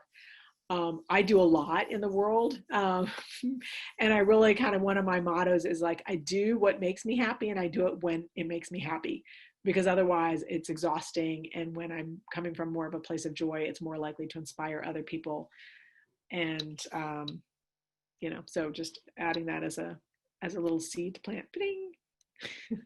So really hoping that together we can kind of make a difference here in creating more climate adapted plants in our community, and really kind of saving some of the rare and unusual varieties that we already have, as well as creating things that are, for the future. And then also really, this is just kind of one of the quotes that Bill McDormand, my seed teacher, said when I first met him, which was like, what are you doing now that has any relevance to 1,000 years from now? And I just that just hit every cell in my body. It was like, this work of saving seeds, this work of saving and sharing seeds has significant relevance both now, but into the future, into generations to come.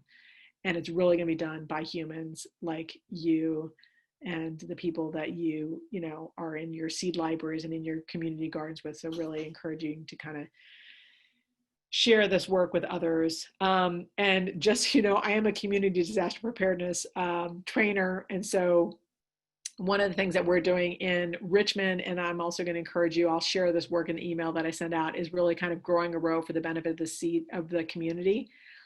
So right now it's really about, when we talk about community disaster preparedness, we often talk about, your medical team and your search and rescue team. But now in this moment right now, it's really about how do we make sure that we have food and we've got the resources that we need. And so finding the gardeners on your block, seeing if they're willing to mentor other people to grow food, kind of making those connections and trying to figure out how are we going to support people growing more food is going to be really key for the next couple of years and beyond, I would say.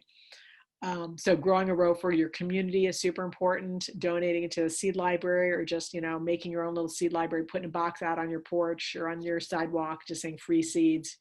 I promise they will be appreciated and enjoyed and taken. And then this is a program I created a couple of years ago called 2 Steps a Month to Disaster Preparedness. And it's really a month, but it's a little bit more earthquake focused, just because that's where the land that I live in. But it's really about how do each month we take 2 steps, but we do it in community. And so that I know that when I create my, emergency contact list and my reunification plan with my family, that I know that if I've done it and the people around me have it, that I feel better, because it's like, I know the people I care about are going to be taken care of and have their ducks in a row, so to speak. So encourage you to check that out. And I think that is my last slide. So Lexi, can you kind of unmute yourself and then kind of help me with whatever? Oh, and of course we're right at time, aren't we? Boy, but I'm happy to stay on for a little bit of time if there are questions that I did not answer in the presentation. So, but I'm gonna have Lexi unmute herself. Okay. And what types of things came up that you did not answer? All right, so there are a few that I answered, and the ones that I didn't. One was, what kind of seed comes from a grafted tomato? What type of seeds come from a grafted tomato? I have never done grafting of tomatoes.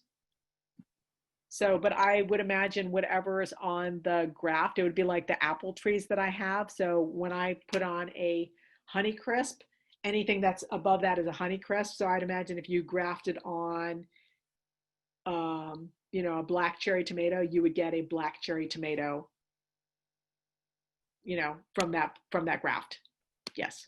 All right, the next one is, what about veggies you buy from stores? Can you save those seeds? Great question. So we are just, I'm thinking about putting together a bunch of what to do and what not to do. So I don't have my whole list totally written out. The big no is no on potatoes. Do not do store-bought potatoes. Things that I would definitely say yes to is I would definitely say yes to chayote. So if you're in an area that you can grow chayote, which is a kind of a squash-like plant, that thing is so crazy prolific, and I got mine from a grocery store. So that one I would definitely say yes to.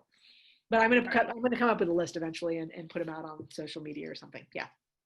All right. Do cross-pollinated fruits usually come out tasty? I once had a volunteer cantaloupe that was practically tasteless.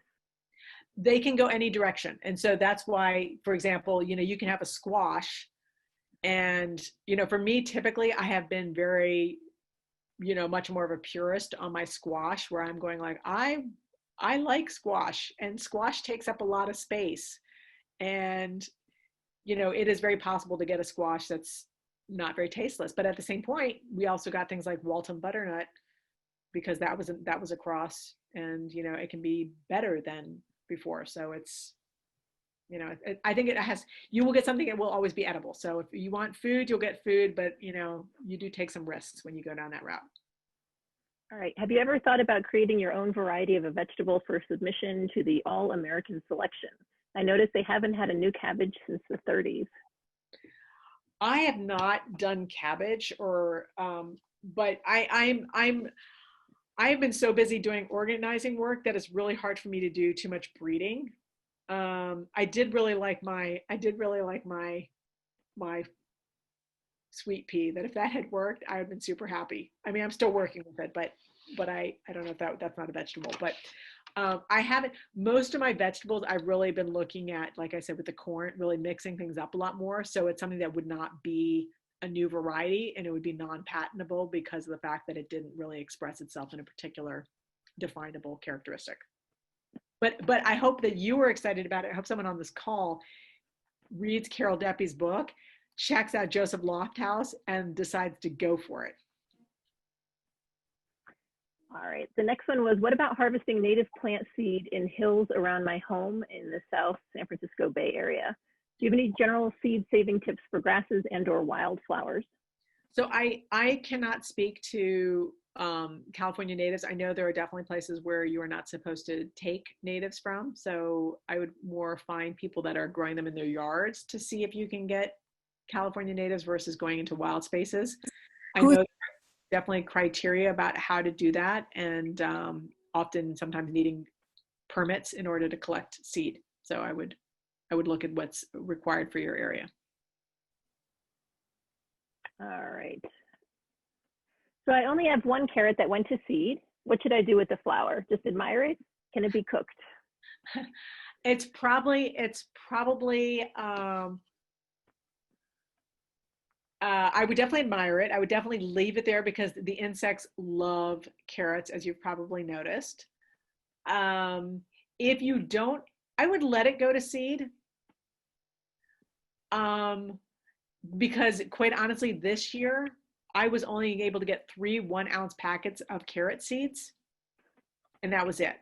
So if you can't get any, I would have it as a backup so that if you can't get any carrots, you've got something, but it's super sketchy. Like I would not be sharing them out wildly with people. I would try to get some other seeds, but I would not eat it. No, I would not eat it.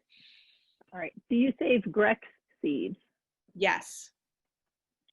Right. Yeah, we're growing, and I'm growing a bunch of Grexes. Like I have this year, I'm doing a beet Grex. And once again, Grex is where I'm mixing multiple things and letting them cross pollinate. So I'm doing a beet Grex with about 4 or 5 different beet varieties and just letting it go and do their thing.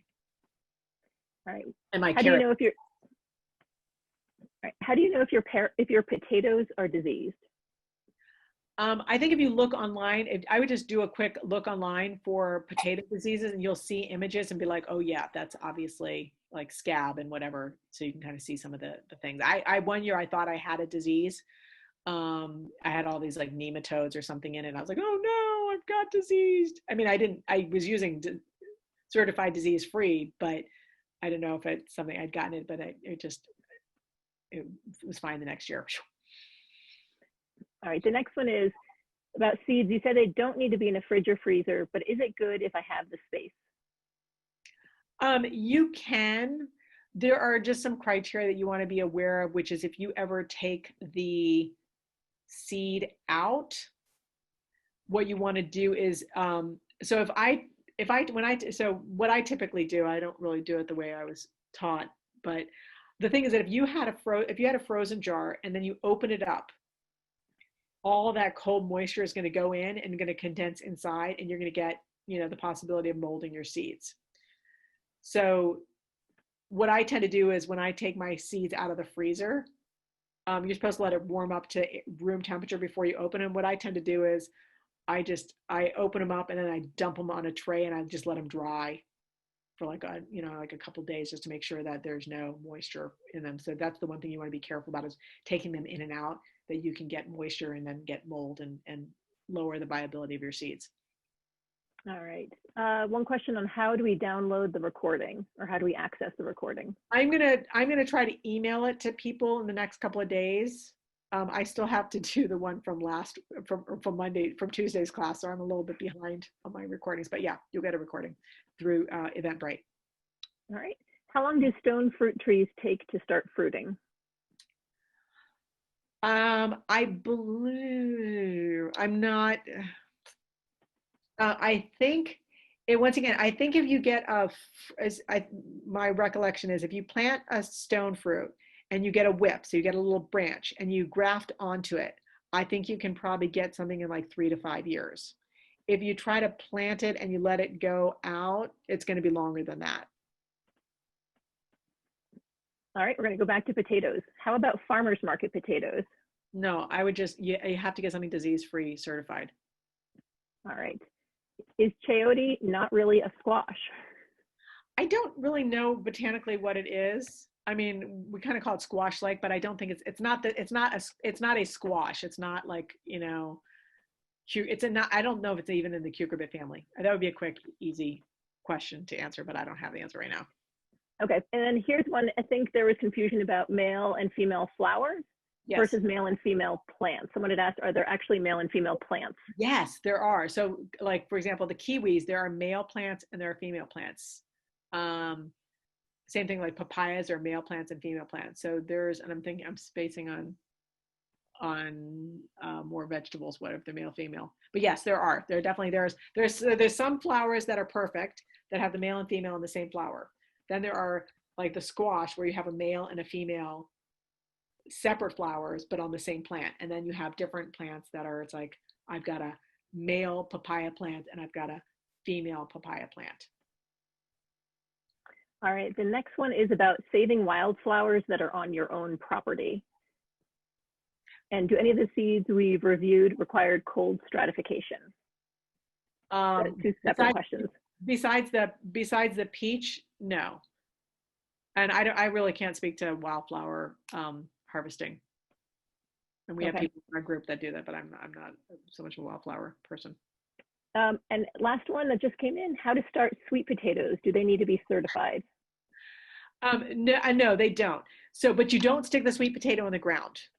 So that's the thing you need to do. So what you want to do is go online. There's a gajillion, not all of them are good, but go on to sweet potatoes, like on YouTube, and find it. What you do is you basically get a sweet potato, you stick it in water, and you'll get these slips. So it comes out with these green, basically growth, and you pull the slip off. So you're basically not getting any of the sweet potato on it. You're just getting the green growth.